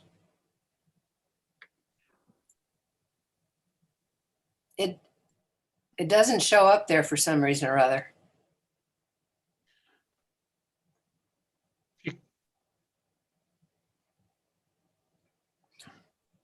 When I'm viewing your screen, it shows me the Zoom link for groups 1, 2, and 3, but when I click on it, it won't take me there. It doesn't ask you to change meetings. Nope. Try clicking on it again. Okay.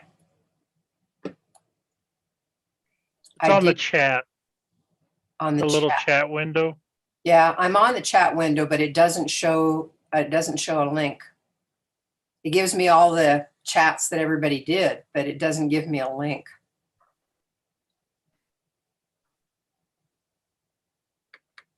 How about now? Okay. In the chat. I just put it in the chat again. Okay, there it is. Now I can get it. Thank you. Yep.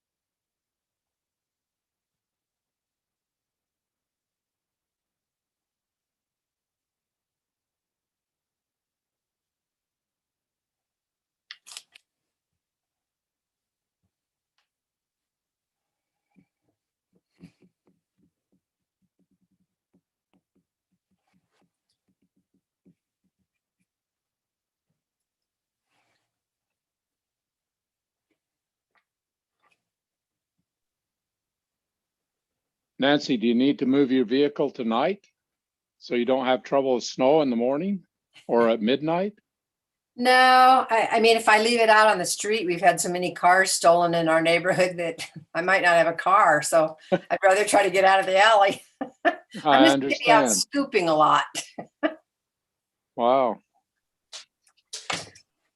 Well, I'm sorry. Yeah. You know what I do right before every snowstorm, and it's partially because I'm a little bit lazy, but I move my car to the end of my driveway so that there's less snow I've got to shovel out before I drive out of my driveway. So I don't like impact, like do that, like get the treads all compacted with snow.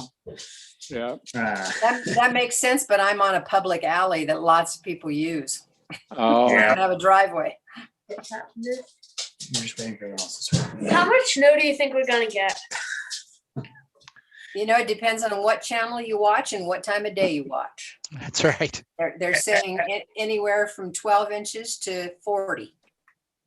And he's taking household bets on who's closest to the amount of snow we get. Yeah. Eddie, what's your guess? I want to say like 1.5 feet. So he's guessing 18 inches is what he says. I was going to guess 15, Eddie. So Ian says 2 inches. I think he means feet. I don't know. It's changing minute by minute now. I know. 2 inches got quite the eyebrow raise from my son.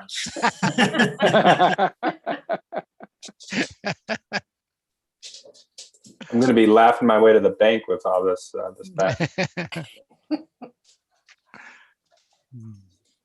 Can you? I can only imagine how much money you would have made on a bet a year ago today. Oh, We'll have a vaccine. yeah. Team one, can you look at what I wrote?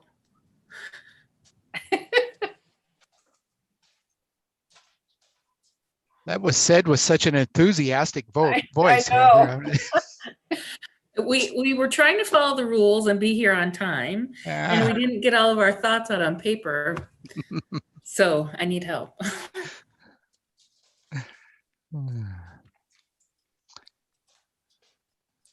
Ian's got his thumb up.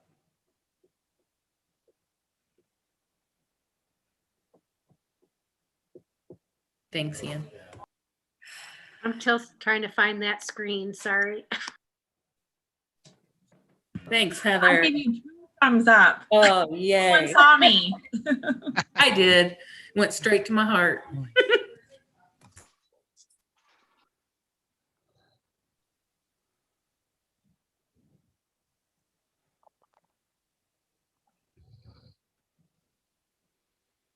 You think I'm joking when I say Milo's the reason why those meetings go on? Just saying.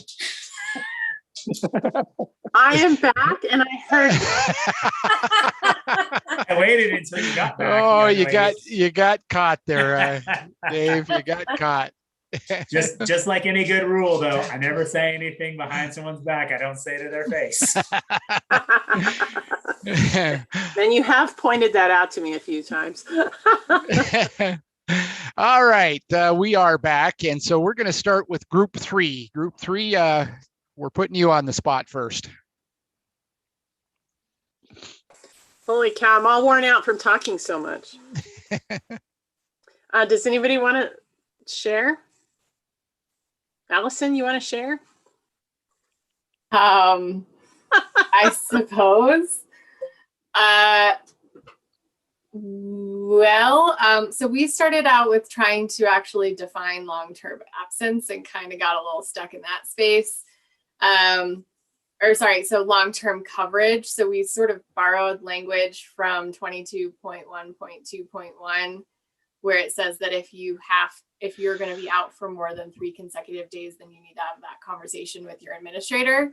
So we thought that was kind of a good starting point to define that if you're covering someone else's duties in whatever respect for 3 consecutive days or more, that would start to constitute long-term coverage.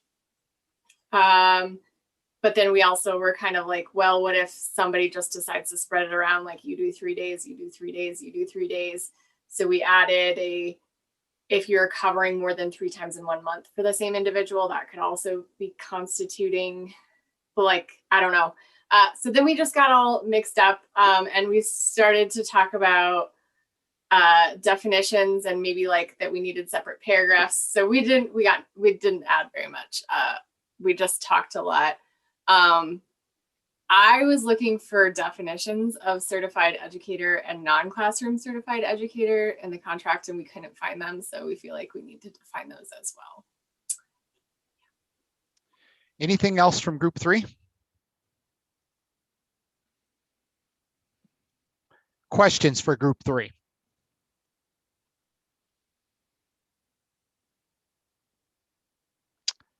I don't see any. So group 2.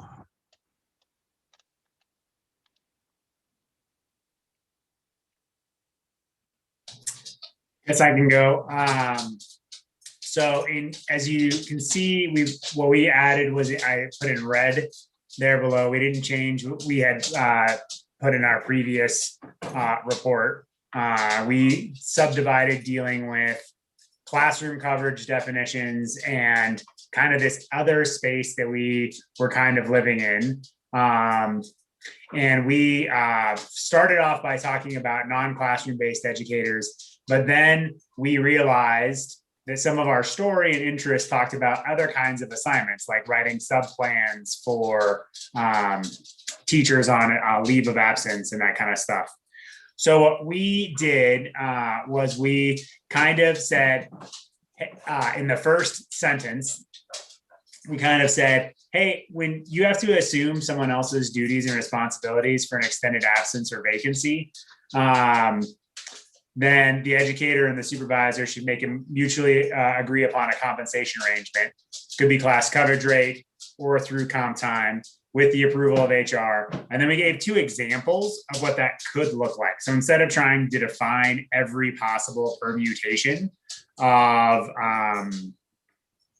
coverage situations for nurses, for coaches, for counselors, for folks at the ESC that are certified, just all the possible permutations. We thought giving 2 examples, saying that it could look like this, but doesn't have to look like this, would be a way of codifying the concept without having to go into super granular detail of all the permutations. Anything else from group 2? Questions for group 2? What does the comp time look like? So right now, comp time looks like we have comp time language in the definition, and I don't have it right in front of me to read it verbatim. But basically, it's like time away from work within a month, I think, unless agreed to otherwise, or something like that. Thank you, Mila. 1.8.2. That was what we did, and kind of how we added the comp time language. I originally wasn't thinking that, but Matt Schmidt brought up a really great point, which is when these things are done well, I try to pay them when I can. And for some teachers, the comp times works better. He gave the example on a Friday at his school. It's a lot easier for folks to take off because, just the way their schedule is. And so there are some people who just would prefer to leave early on a Friday than have the $34 or something like that. Okay. So we wanted to really codify the idea that this should be in a conversation and that folks should be in a mutually agreeable space. If this is something that they're going to have to live with for a while. When you're just covering a class for a day, you just got to cover that class whether you like it or not, right? Like that's just kids got to have supervision. But this is when we're starting to talk about this is that extended or vacancy. You're talking about could be weeks, could be months, and that we believe needed to be mutually agreeable. Other questions?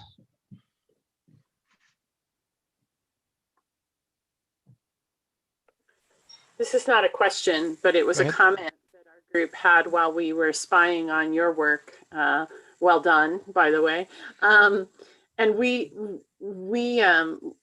I think some of us really like the idea of sort of a mutually agreed upon arrangement, but had a little concern about just continuity across the district. And so wondered if maybe and the approval of HR will help ensure that continuity. We were thinking about some of the language that also has the DTEA president, sort of helping to ensure that there's fair treatment in case a member is feeling like, oh, I thought I had to say yes because it was my supervisor. So anyway. Yeah, no, we talked about that as well. And one of the things that we talked about is that we actually think this happens on a regular basis with these class coverage, or not like helping write sub plans for another teacher who's on an extended leave of absence. We believe this is going to happen often. And so not wanting to necessarily, we could write in something like, if there's a disagreement kind of language, then it would come to us. I think that would make sense. But we didn't want, you and I to have to be involved necessarily because I felt like it would slow the wheels of progress down. But yeah, I mean, adding something about like, if there is a dispute dispute will be, worked out between Mila and I, not in contract language, between the two of us. I think that would make sense. But we did like the idea of having HR to provide that continuity across the system, and especially within a level, right? Especially with our current model, you have them broken up by serving, elementaries and middles. So we could, work to make sure at each level it was consistent, because it's going to look different in each level, but each level is consistent, and then there's some consistency level to level. Yep. Yeah, I like the Court of Appeals when things aren't agreed upon. Other questions, comments about Group 2's work? Linda.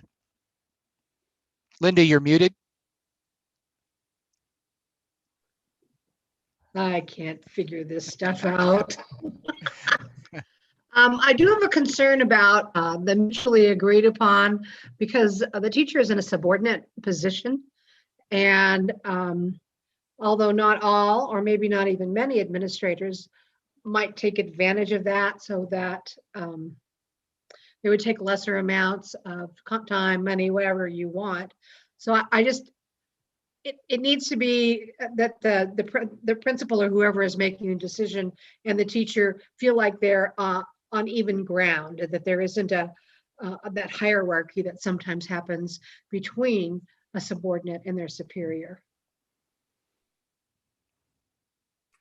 I think it's a great comment, and similar to Mila's comment, I think if we were, going back to straw design group, not saying we are, but if we were, that, working in some sort of checks and balance language would be appropriate in this space. All right, other comments, questions for Group 2?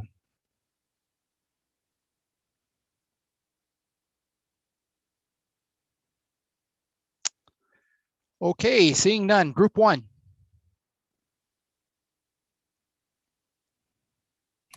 you want me to take this one, Ian?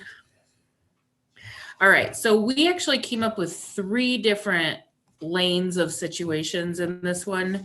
And we did take a gander at what Group 2 was doing and liked it. So we built off of that. One lane is just the class coverage at $34 an hour.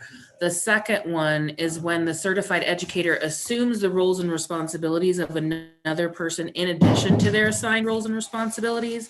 Then we would have a collaborative conversation between the educator and administrator, and then approval from Mila and the president of DTEA.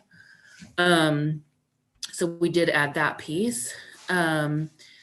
If the third lane then is if an educator assumes another educator's roles and responsibilities and they're absolved of their current duties, then they just remain there at their current rate of pay and wouldn't receive any additional compensation.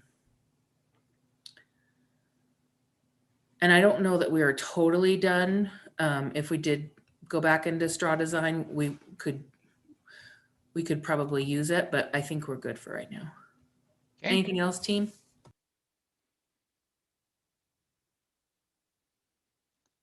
All right, any questions for Group 1? Laura Leppy. My only question is about the absolved for their duties, if they still through them because they have to? Is there anything about that, or is that like they're not allowed to?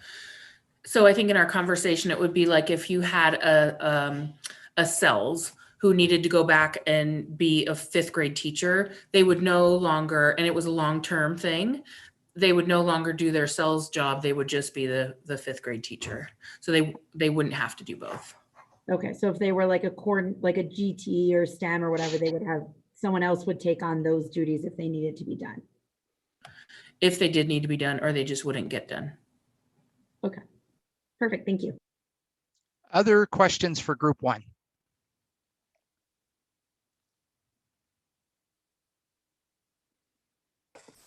I think the you captured a good concept there in that last sentence about the absolved of current duties, because that floated around for a while and none of us had verbalized it. So well done.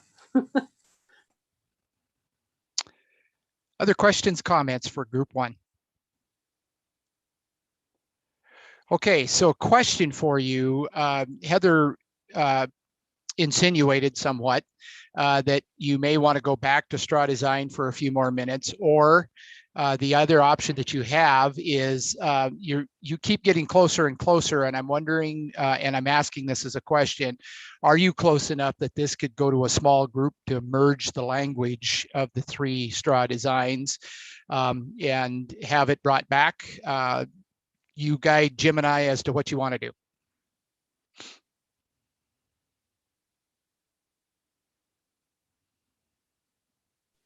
I vote small group.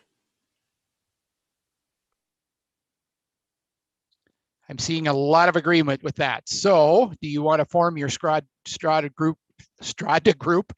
Let me try this again. I've got to stop drinking. No, I'm not. Do you want to form your straw group now, your small straw group now? So I assume, Mila, you want to take some volunteers for that, right? Who would like to be on the final straw design group? Yes, two from each group, I guess, is our magic formula. I see Dave Lockley. I see Marty.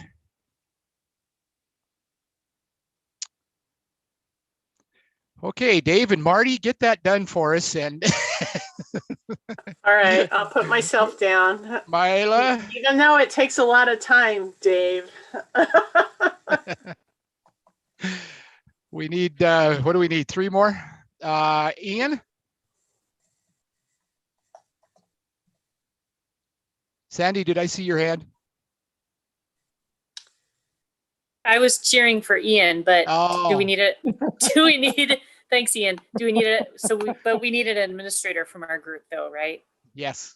Okay.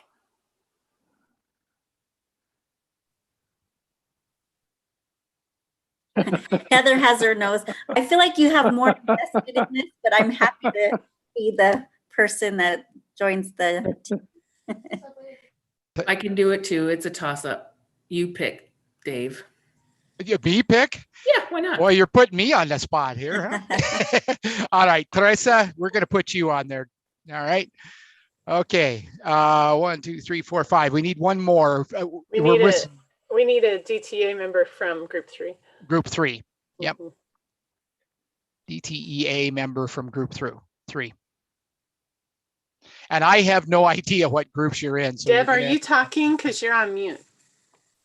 Did I see your lips move? Busted. Yeah, my husband was in the room. So. Oh, I thought that was you. And he said, if I stand like behind the computer, you can still look like you're, but I forgot to cover my mouth that I was busted. No, I was not volunteering for it. Okay. No, that's not what I was sure you were. EA member from group 3. Come on, guys. It's fun. Nominate Dorman. He's not here. Dorman. That is how that works. You don't show up to the staff meeting and you get volunteered for all the work. So Dorman just got voluntold. There we go. Dorman. All right, it is Dorman then. All right. And Dave, you're going to break that news to him, I take it? I will text him, not right now, because he's probably not feeling well. That'd be like pouring salt on an open wound. All right. Okay. So small group for 27.8 is Dave Lockley, Marty, Mila, Ian, Teresa, and Dorman. All right. Thank you guys very much. So do you need a break before we move into the MOU stuff? I have an idea, a little one, but maybe we combine that with a little bit of context and reading time, and then wrap with a break kind of mixed in with a comeback time of whatever is appropriate after we talk. So in our shared drive in the MOU bucket document, we charged a group to start to draft what language could look like if we moved the some of the MOAs into contract language. If you'll recall, the specific ones that we were addressing were assessment day, the Apex committee, the induction program, and shared decision making. We met, I think it was last week. Don't hold me to that, but I'm pretty sure it was last week. And the committee was myself, Mila, Allison, Ian, and Kristen Golden, and my brain is skipping. Who else was there? I think Teresa had volunteered, but I think we scheduled it on a night when she couldn't. Is that right, Teresa? Which group was that for? It was the MOA writing subcommittee. No, I was on the MOA. You were there? Okay. Yeah. I can't remember which subcommittees. I was struggling to remember too. I apologize. I was struggling to remember too. So we did some really great work, and we got 3 of the 4 of them in a pretty good place that we want to present to you guys today. The 4th one, shared decision making, we made a good effort, and we're pretty close, but we're going to meet again, I think next week or the week after break, to wrap up the shared decision making one and take any feedback and information from you guys on the drafts that we have created for the other 3 MOAs. So I would recommend starting at the bottom of that document with the assessment day language, and then rolling as you're reading, going up to the educator effectiveness committee, and then induction. So we put the assessment day language in our recommendation was Article 27, the non-teaching and duties assignment, and point 20 is super cleverly named because it's the next number.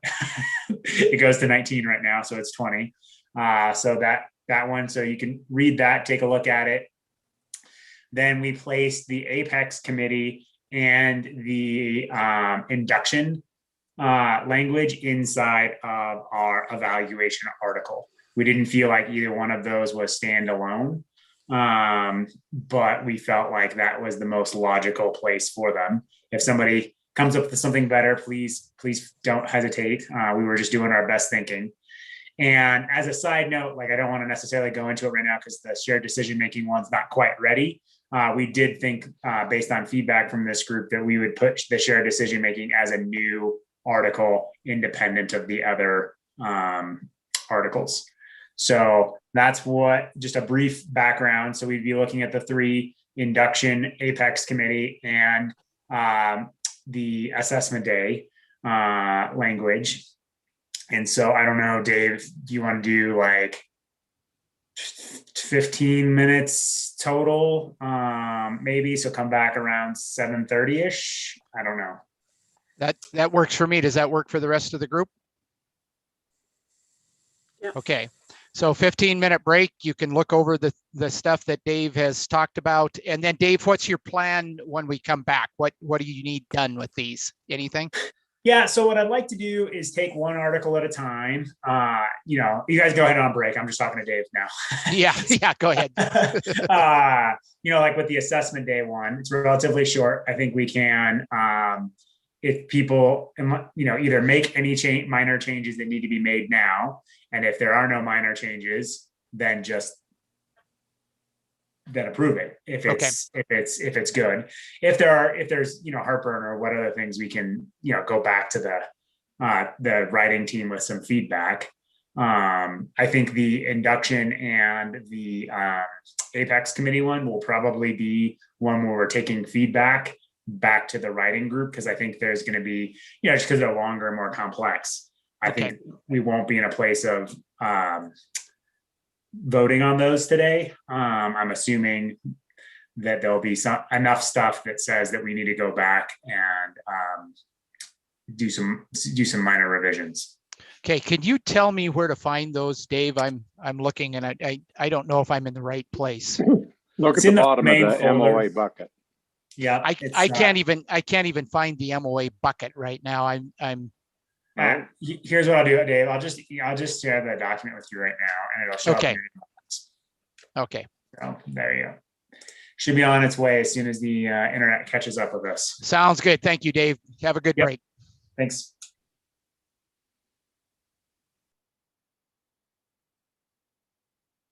Yeah, Jim, I'm having trouble staying in that Google Drive. It keeps booting me out. And then when I go back, it's asking for more permission. Yeah, I'm not sure what's going on. I don't know if it's conflicting with my CEA drive or what it's doing, but it's doing some funky stuff for some reason, and I don't know.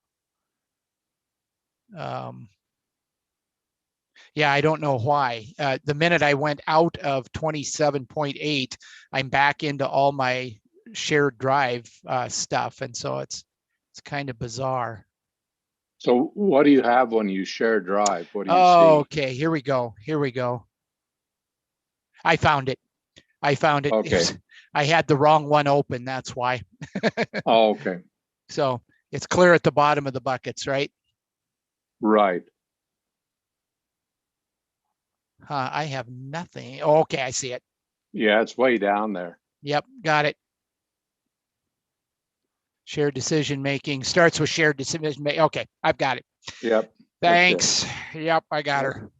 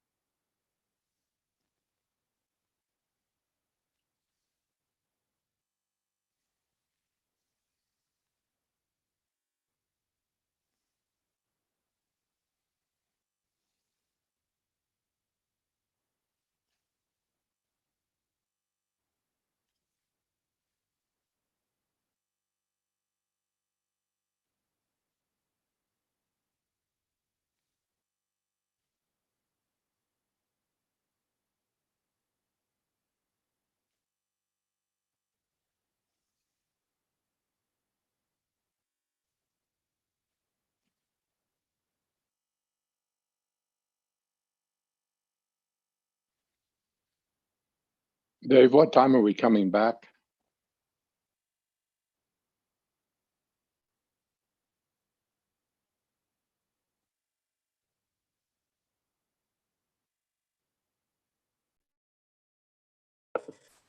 Jim, I thought it was 7:30. 7:30.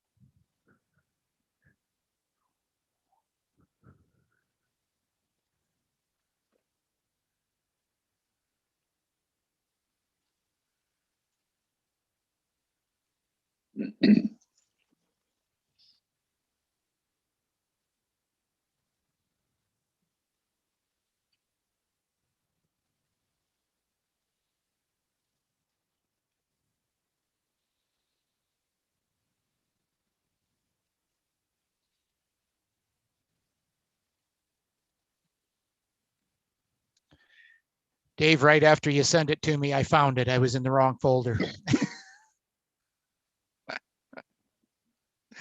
Darned old guys anyway, I'll tell you what.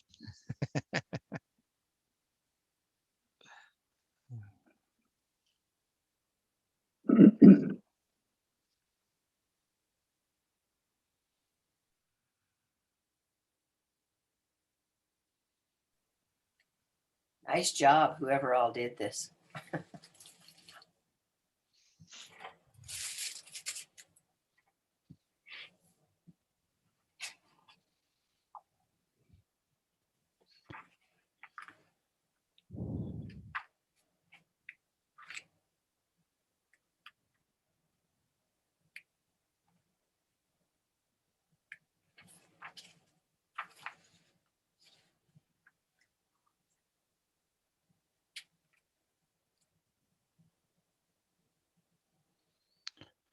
We're getting people back slowly but surely. We'll get started in just a second here.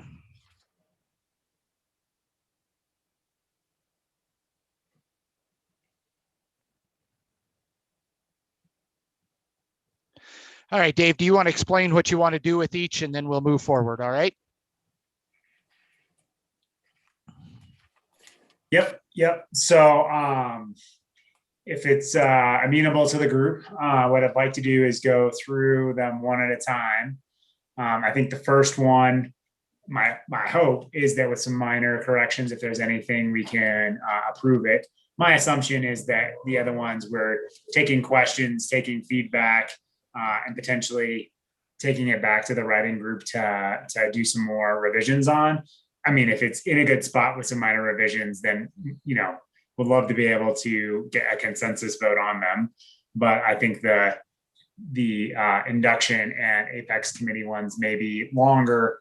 So, you know, it may take more work, but, you know, don't want to rush the process, but also don't want to belabor it either. So if we get to a place with each of them one at a time, that they are, people feel good and are ready to go, then I'd love to get a consensus vote on them if people are comfortable. Okay. So take a look at them, look them over. And Dave, if you need to describe what anything else around what you did to them, then please do so. So if we take the first one, the assessment day language, it's a real short one. If you look at the current assessment day MOA, we didn't make any real substantive changes to it. Just kind of removing the language that was around its approval every year and that kind of thing. It's really just the one. It's real short. We just slid it pretty much exactly over. Took out the school year specific data, you know, beginning in kind of language, but we didn't do too much to that one. Any questions on the assessment day one? I'll give you time to look it over.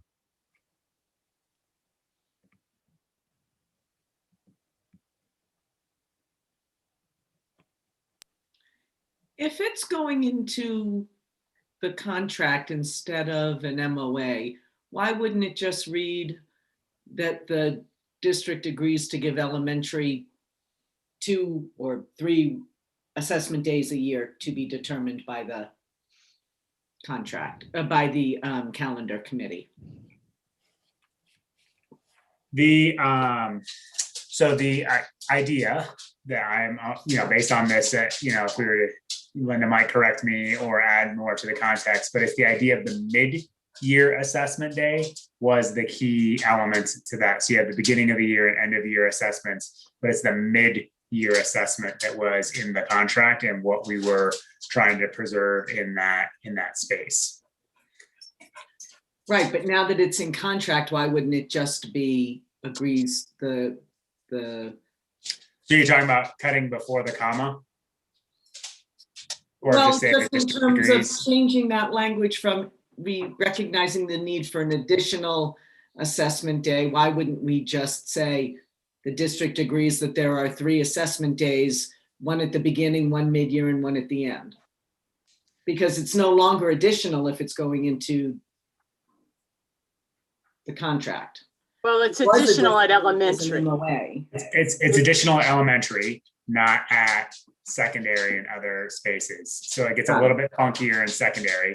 It's the Okay. fact that elementary gets the additional mid-year assessment. Fair enough.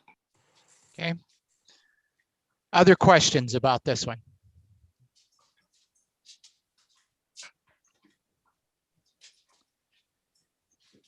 And Dave, did you need to remind people where this is going to go in the contract, or did you do that already? It's listed right next to the language, 27 point, Oh. we'd make it 27.20. Got it. Got it. Thank you. Thank you. Going into the catch-all article. There you go. When in doubt, start in Article 27. That's my rule of thumb. All right. Any other questions on this?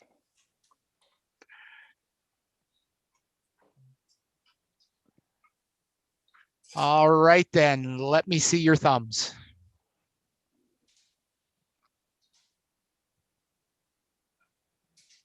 You have consensus, guys. Good work. All right. So the second one, if we're just scrolling up from there, and this is the same way we did it as a group. So you're backtracking right in our footsteps. The induction article, we did have to make some pretty substantial changes and updates. Some, based on some terminology, some language spaces. There were a lot of rules that come directly out of CDE rules and not district specific rules. So we changed the language more to be like in compliance with CDE regulations kind of wording, that kind of stuff. Because, we didn't want to put into contract language the procedures of CDE that could change. And so if you look through that, that was the main, there was some wording and some phraseology changes, but that would be the substantive changes you'll notice throughout the change in the article, or the creation of this section, I guess, of the article, and kind of taking things from, there was a whole section about like the inductee is responsible for turning in the paperwork. Well, that's not. We didn't feel like that was appropriate for contract language to remind people they got to turn in their own paperwork, that kind of thing. Would anyone from the team want to add any other context before people delve more specifically into this article?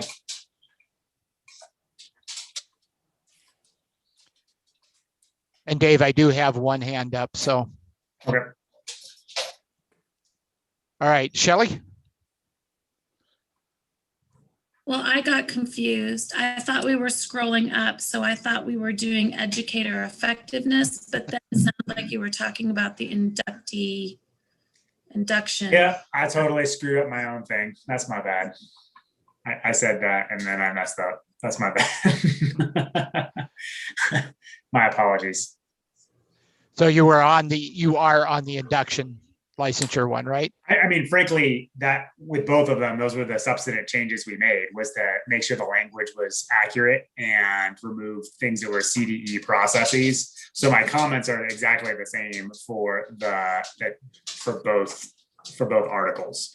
So Okay, Dave, I don't know if you said this or not, but the other things we changed tended to be philosophical statements or descriptive statements about how things came to be, because unless it's like actionable and a person could file a grievance if it didn't occur, we tended to strike a lot of the fluffy stuff and just have the things that needed to happen. Yep. So Shelley, go ahead. So my question is about the Educator Effectiveness Committee. I could just totally be off base. I'm just needing clarification. Why would it not go with 14.4, which is a spot in the contract that talks about the Educator Effectiveness Committee. Would those be subsets under that? Or I just am confused about a brand new 14.16 when we have 14.4 that identifies what the Educator Effectiveness Committee is. It's a good point. We could have made it a subset of that.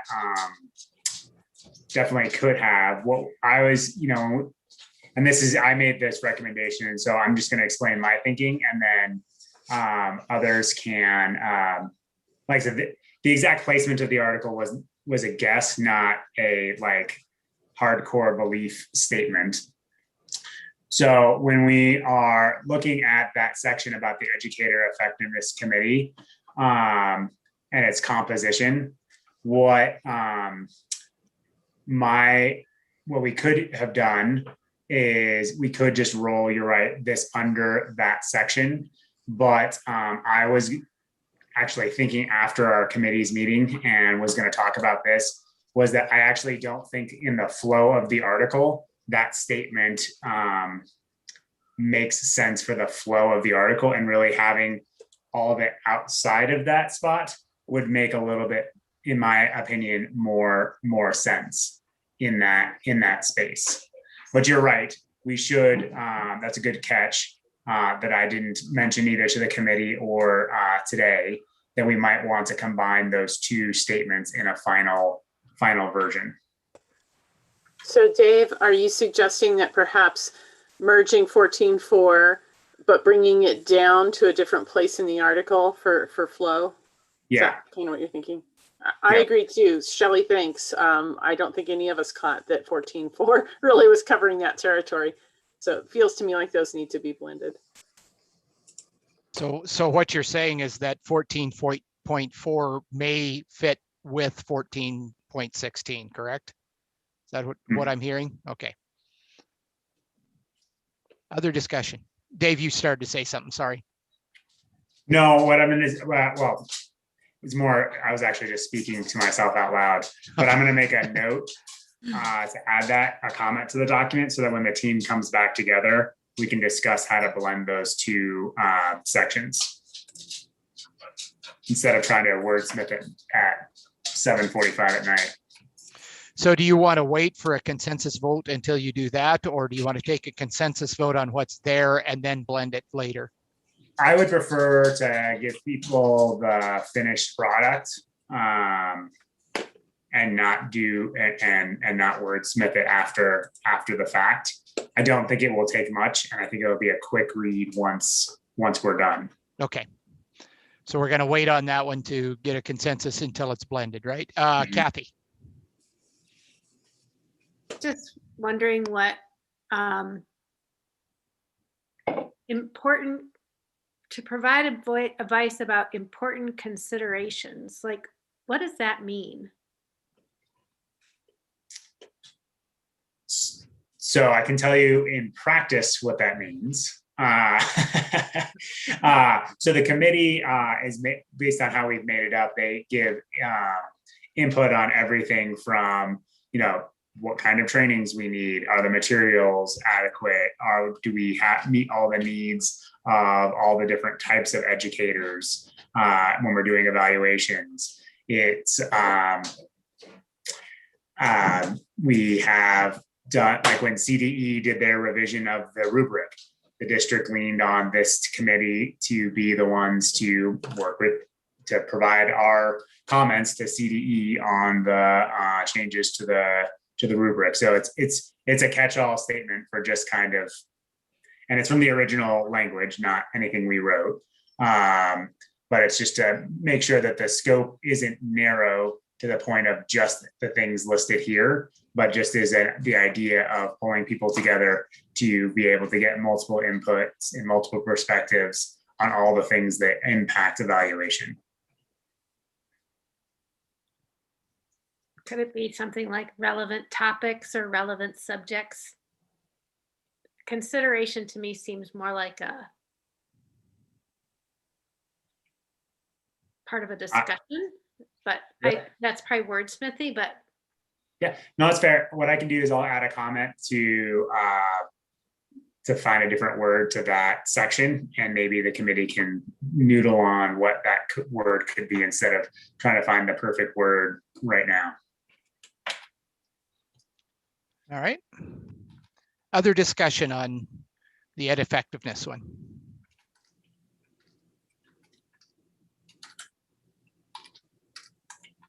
I do think it's helpful when you look at these with fresh eyes and you ask questions like the one Kathy just did, because this is ancient language.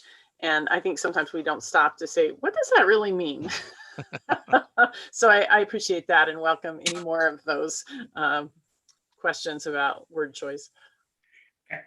And this is exactly why we, as a side note, why we asked the volunteers that we did, since nobody rose their hand to be on this committee, was because they were people who had spent less time looking at it and could really look at it with fresh eyes and a fresh perspective. Because there were a lot of things that we talked about that I was like, I don't know, that's just the way it is.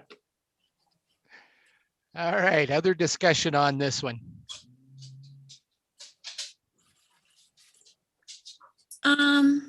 I guess Go ahead, Shelley. along that same vein of thinking then, do we still need language to say seamless transition?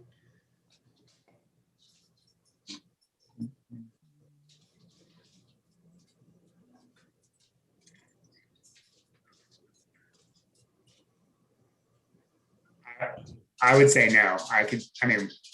We could strike that without to your point, because we're no longer seamlessly transitioning this process. And I think you got a thumbs up from Mila on that too. We still need 4, group for implementation. So just don't delete the 4. I do think there are changes to the evaluation for every so often. So I think implementation still makes sense because there is, CDE likes to change the rubric and change processes and change stuff. So they still implement, but we can maybe work on rewording or re-smithing that section. Dave, what Allison, I think, was saying is don't delete the word for. Oh, sorry. Thank you. Because you I just need made a that comment. I for wasn't actually implementation. deleting anything at the moment. Yeah, I thought you were deleting. You're like, we can go ahead and do that now. I was like, wait. No. I try not to delete things at this point and just make comments to come back at it. Okay. All right. Other discussion on the ed effectiveness.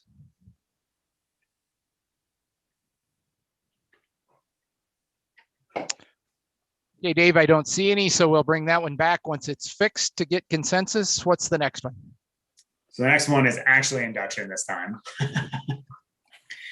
One of the other things that we did that I was going to mention when I started talking about it accidentally before was we tried to really work. There was a lot of different language usage around mentee, mentor, teacher, inductee, inductor. And so we tried to keep the language consistent and streamlined across the article and use the language that we're currently using, striking things that had to do more with CDE processes than our own processes, that kind of stuff. Okay, look it over, folks. See if you've got questions, comments for Dave and the team.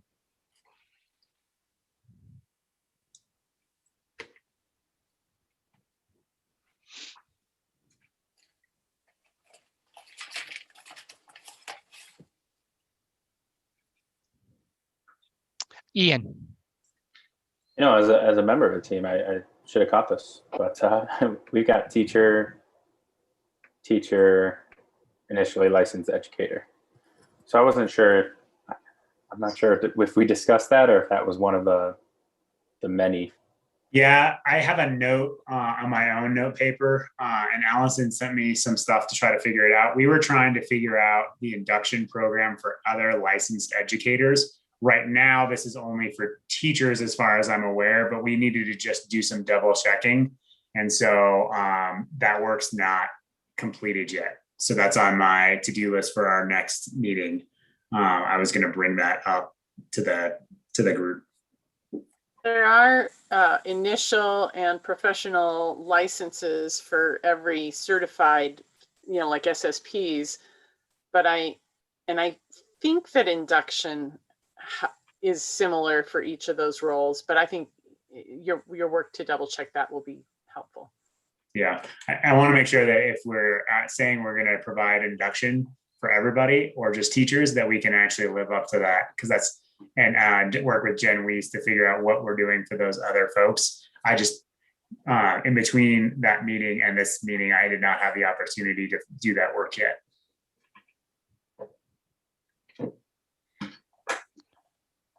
Other questions, comments?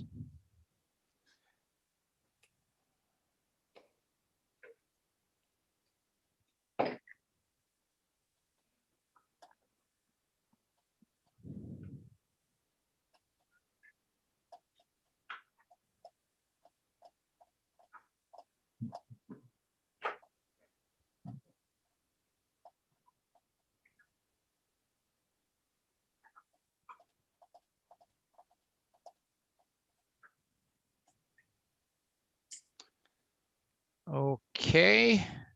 Dave, is this one ready for consensus, or do you want to talk about what Ian just talked about first and then bring it back? If people are comfortable using the term teacher instead of educator at this point, because that's what the original language really said, then, and our use of teacher when appropriate means everybody, then we could do a consensus vote on this if people are comfortable, or I could finish doing that work and then bring it back. But if we just use the word teacher, it is what is currently used in the language. Let me see thumbs on using the word teacher.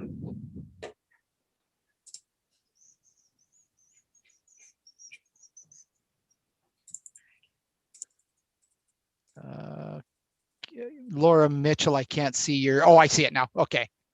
Thank you. Yeah, you've got consensus on teacher. All right. So any other questions now using the word teacher before we take the consensus vote on this article?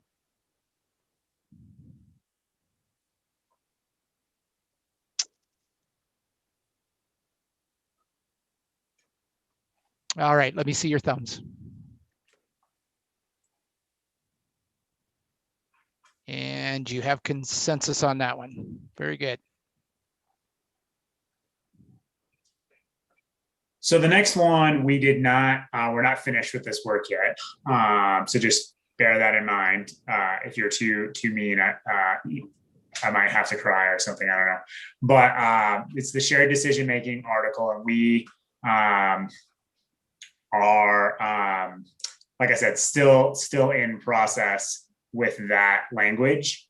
And so we did not, I would not call this one really fledged, I cannot speak right now, fully formed as an idea, but we'd be more than glad if people wanted to take a second read, make comments, and I can do a similar thing where I just kind of make comments on questions or wonderings, and then the group can take it back and spend more time on it and flush it out for our next meeting. Okay. So questions and comments. I'll give you a little time to look it over. Marty. I'm a little unclear on the part, I guess, X.3. Areas where teachers shall be given opportunities to participate. Are we defining participate? I feel like in the old model, there were different levels of participation depending on the topic. Some was like consulting, some was feedback, some was like voting. So welcome to the joys of talking about shared decision-making. Yeah. So you're right. There are different levels of stuff in there. right? So you have the concept that's written in the policy and district policy and in here around the idea that stakeholders should have input on things that impact their, impact their lives, right? And then there are specific things listed in the current MOA that are a matter of shared decision-making model. So the use of shared decision-making as a model in the language. And so those things that are listed there is what's currently listed in the shared decision-making language. And that phrase is the current phrase that's in the MOA on page 102. It says areas where teachers shall be given the opportunity to participate includes, but not limits to, and then it says the same thing. So we didn't change that phraseology from the article. So how I've always interpreted this, and this is just, and maybe something we should flesh out more in the language, but the way I've interpreted it is, when a building creates a shared decision-making model, this list of stuff is what you're going to cover as a minimum. If you do other things, fine, but this is the minimum. And then everything else, teachers and other stakeholders should have input on, but really could land with the principal or the appropriate body involved. So I have go ahead, Marty, if you've got a follow-up, go ahead. Yeah, I'm just a little concerned about the scope of all those things. I mean, like if we're talking about expenditures of funds, are we talking about FTE? Are we talking about, and that just that rises above the building level decision sometimes. That I just think the scope is pretty large there. And I don't think that's been practiced before now. Yeah, I mean, I'm just telling you that we didn't change the language. So that's all I can say. We didn't add or subtract anything than what's currently listed in there. The expenditure of funds in the building, I think we could spend time just, differentiating things that, like you were pointing out, I think everything should be input. And certain things have some decision-making ability. Like a lot of buildings use their FAC to adopt their building budget for classrooms and that kind of stuff, which is really what I believe the intent of that phraseology is, what classrooms are getting, what budgets, that kind of thing. That's the kind of funds that in practice I have seen used in that space, not FTE, not capital acquisitions for, bond, that kind of stuff. As far as the shared decision-making model picks what the district bond project is or something like that. That hasn't been my experience of how that has been used. So, I can put a comment on there about wondering about being more specific in that space. But like I said, it's not a change to the current language. Okay, I have Bo and then Laura Leppy. Yeah, mine is similar by extension, and I'm sure it will come as a shock to no one that I have some concerns around the call out around shared decision making on the implementation of curriculum and instructional materials and textbook. I know this language predates a lot of work we've done as a system and probably predates district policy that guides a lot of instructional material adoption now. And this is just an extension of Marty's space. As written, that is a pretty wide berth. And I don't know completely representative of where we currently are. So I know this is a work in process, and I would just respectfully ask that the team working on this consider updating that, dialing in that language there a little bit. Laura Leppy. My question goes above those where you are in the X.2.2 where it says the principal of his or her designee or his or her designee shall provide his or her executive director. Based on some of the training that we've recently had, I was curious as to whether or not we should state the principal or their THEIR. Same thing with the next set of his or her THEIR, as to not distinguish or determine the his or her specifically only. No, once again, like I was saying before, that was on my list on the check pieces. That's but I did not. This is a work in progress. So yes, I made a comment, and we will make those kind of go through and make sure that is consistent across the board. That is super. And then on for the expenditures and implementation, both of those have been used for shared decision in my building in a very productive manner. So I like those. So just as a, oh, hi, buddy.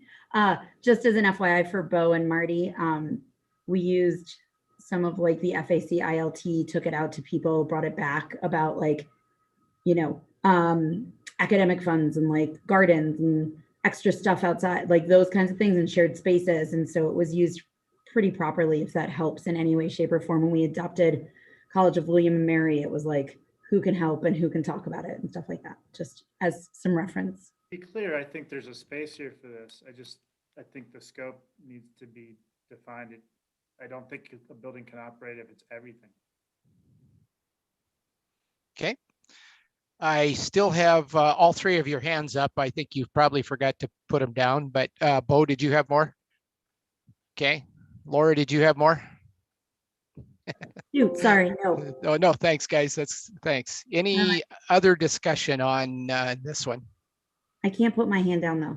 If someone can do it for me, thanks.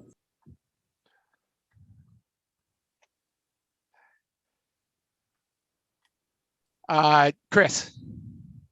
So I think the related issue to the scope piece that I heard in Marty's introduction that I just want to put out there too is Marty noted there's maybe some past practice differences between participation and what that means. Is it input? Is it voting? And I think providing clarity, some greater clarity about what participation means, even if it is a departure from current language, will give us greater clarity and understanding that I would see as being useful.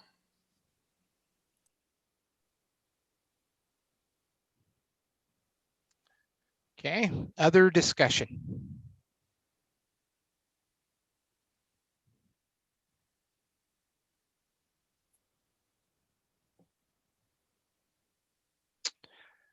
All right, seeing none, this one is not yet ready for prime time, so this will come back at a later date.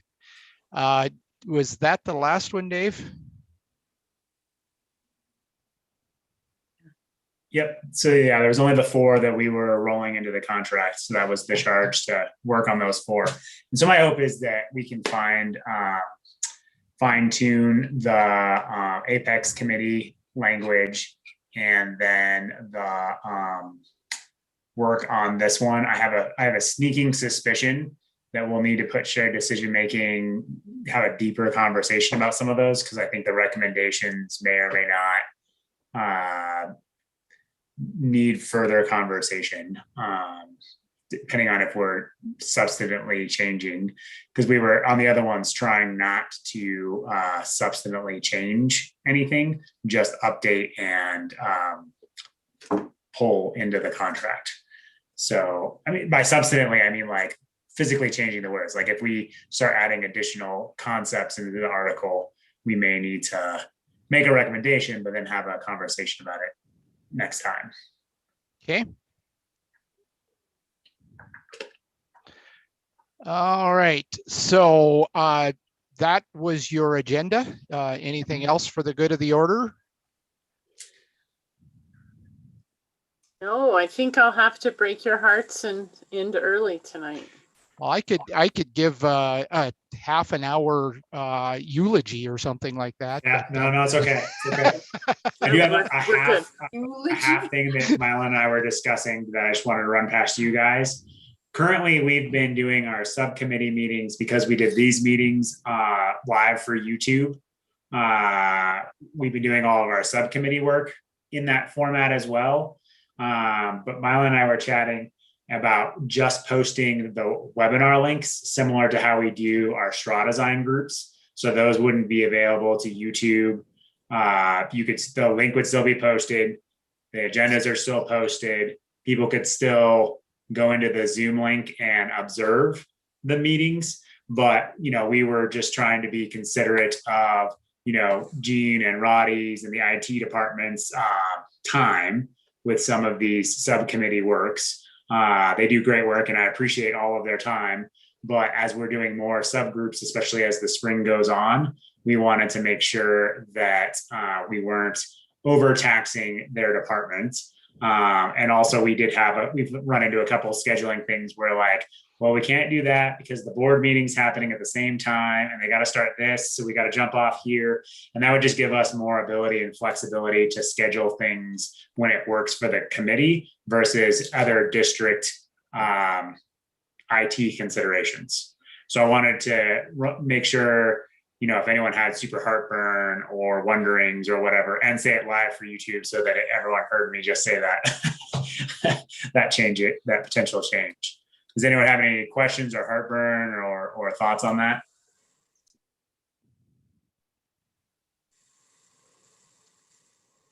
All right. Doesn't look like it, Dave. So let's go ahead and do a checkout. So thought for the day, and we're going to start with Ian. I think thought for the day, we did some good work here. Just again, taking a look at how you know, some pretty general language can apply kind of universally, but at times we definitely need to kind of whittle it down and be a little bit more specific in that. So looking forward to continuing. Kristen. Kristen, we can't hear you.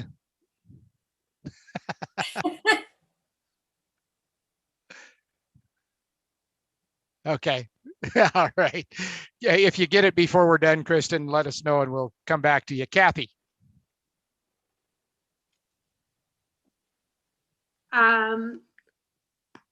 As always, interesting discussion, learning, and I think we did a good combination of moving things forward and checking things off. Laura Mitchell. As usual, met expectations of, we came back on 27.8 and with Dave's clarification and herding the cats, got us back in line and off we went and had a very productive discussion on that. So nice work. Marty. Yeah, I feel like a very productive meeting. And, you know, there's just more work to do and excited to get it done and let it snow. Dave Lockley. Just super pleased and happy. You know, it's going to be a good way to good middle part of my week with starting getting to hang out with kids at North Glen High School, ending with my vaccine shot, and wrapping up this work here today. It's been a hard week, but it's been a good week. So just glad to be here. Laura Leppy. Really good. I feel very calm and relaxed after these meetings. I like hanging out with all of you. I think that the conversations were really good and had some really good stuff. And Marty, you're a monster. No to the snow. No. Nancy. Creativity flowed. Heather Gracious. Great work again. You exceeded my expectations. I will tell you that I wish you all luck and health getting your second vaccine. Ibuprofen and a lot of water really helped me. So have fun. Chris. Thanks all for your work tonight. Thanks also to those who do work either in smaller straw design, melding groups or writing groups beyond our process here. That helps us move forward really productively. So thanks all for doing that. And I agree with Dave in terms of shared decision-making, probably more discussion that will be had on that with the full group after folks noodle with it. I'll just borrow Bo's comments from last time. I do think clear is kind, and there might be opportunities to give some greater clarity there that will be helpful. So thanks all. Oh. Yeah, sorry I had to step out. I think we should note how much progress was made when I left. We might want to use that as a strategy as we think about the next few months. So I want you guys to ponder that. Actually, I did step out to meet with some parents who were given some feedback on some potential summer work. And even though they shared a lot of heartbreaking stories about their students, they also expressed a lot of appreciation for what all of you do and have done under tremendously difficult circumstances. So I think it was important that I bring that into the room after visiting with them to know that in spite of all the headwinds and struggles, there's a lot of appreciation for the tremendous work that you all do every day. So I wanted you to hear that. I too appreciate being a part of this team and wish you all a nice and a safe weekend. Heather Espinoza. Well, I just want to end on the yay, I got my confirmation. I get to come see you tomorrow. Yay. So thank you to everyone for squeezing us Kaiser folks in. Appreciate it. Shelley. I'm really buoyed by our work tonight, because I thought when we left last time, we were kind of all over the place with our understanding and our hopes and dreams. And I feel like the work that we did in straw design just goes to show how aligned we are in doing what's best for all of our stakeholders. I'm always pleased with the work that we do here. Deborah. Yeah, I agree. I admit this one was hard for me to wrap my language around, forming the language. So I am quite pleased with the work that everybody else did for me and for everybody else. And I agree with Heather. I got my confirmation. So yay. Yeah. So I am good. I am good to go. Let it snow. Teresa. I think we did some great work tonight.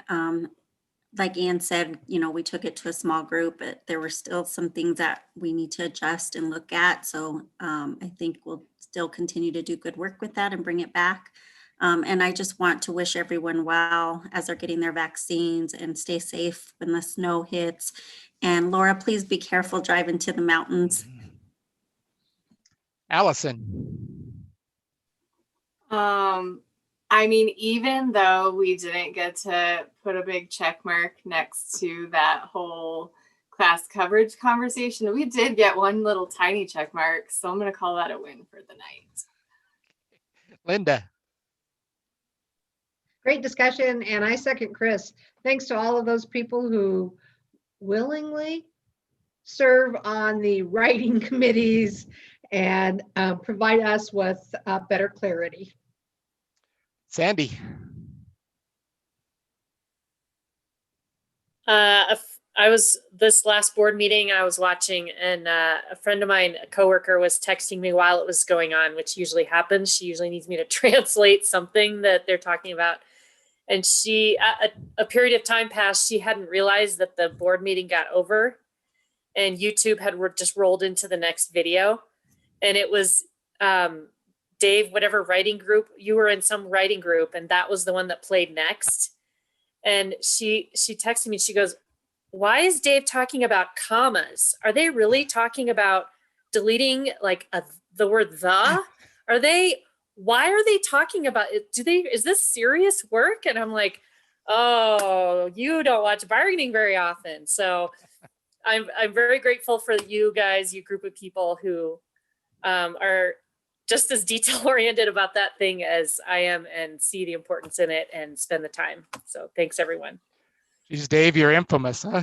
Mila. Yeah, that is quite a playlist, Marty. Well said. It's a pathetic playlist.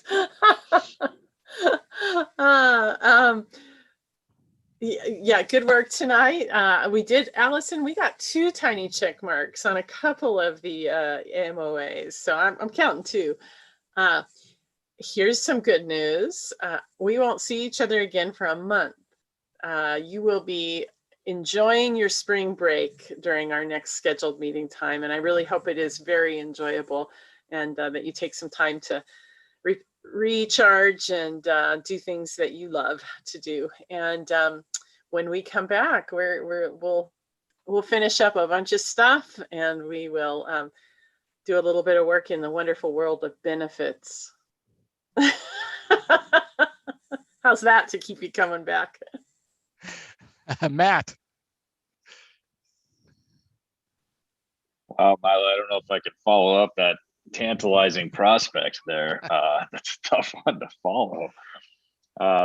Yeah, great work tonight, everybody. I think just like I was thinking at the beginning of the meeting, the process would play out. Last time got muddy, and I don't mean that in a negative way at all. It just does, because you're starting to get everything out on the table, and there was definitely some clarity that got brought, even though we didn't completely finish some things, and I feel really good about it. So well done to the team.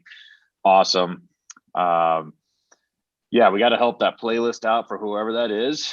Maybe watch something cool on YouTube, because that would really, really make me sad if that was my entire playlist. So I don't know, Sandy, maybe we can help your friend hook up their YouTube. But Heather and Deborah, I hope to be joining you tomorrow. Hopefully those confirmations are hidden alphabetically. Mine will come later. Happy Thursday night, everybody. Kristen, do you have a voice yet? Nope. Okay. Thanks, Kristen. Jim. Thanks for all the good things you do for the children of Adams 12. I appreciate your work, and good luck with the vaccinations, and stay safe. Yeah, you guys amaze me. Your work is astounding. I love coming and working with you guys, because you do such a great job. And I think it was paraphrased very well when it said that you're pulling things in from the last meeting, and you did great work tonight. Congratulations. And I'm with Jim. Enjoy your shots. Is that the way you say it? Glad you're getting them. I'm looking forward to mine, seriously. So have a good evening, and we'll see you in a month, guys.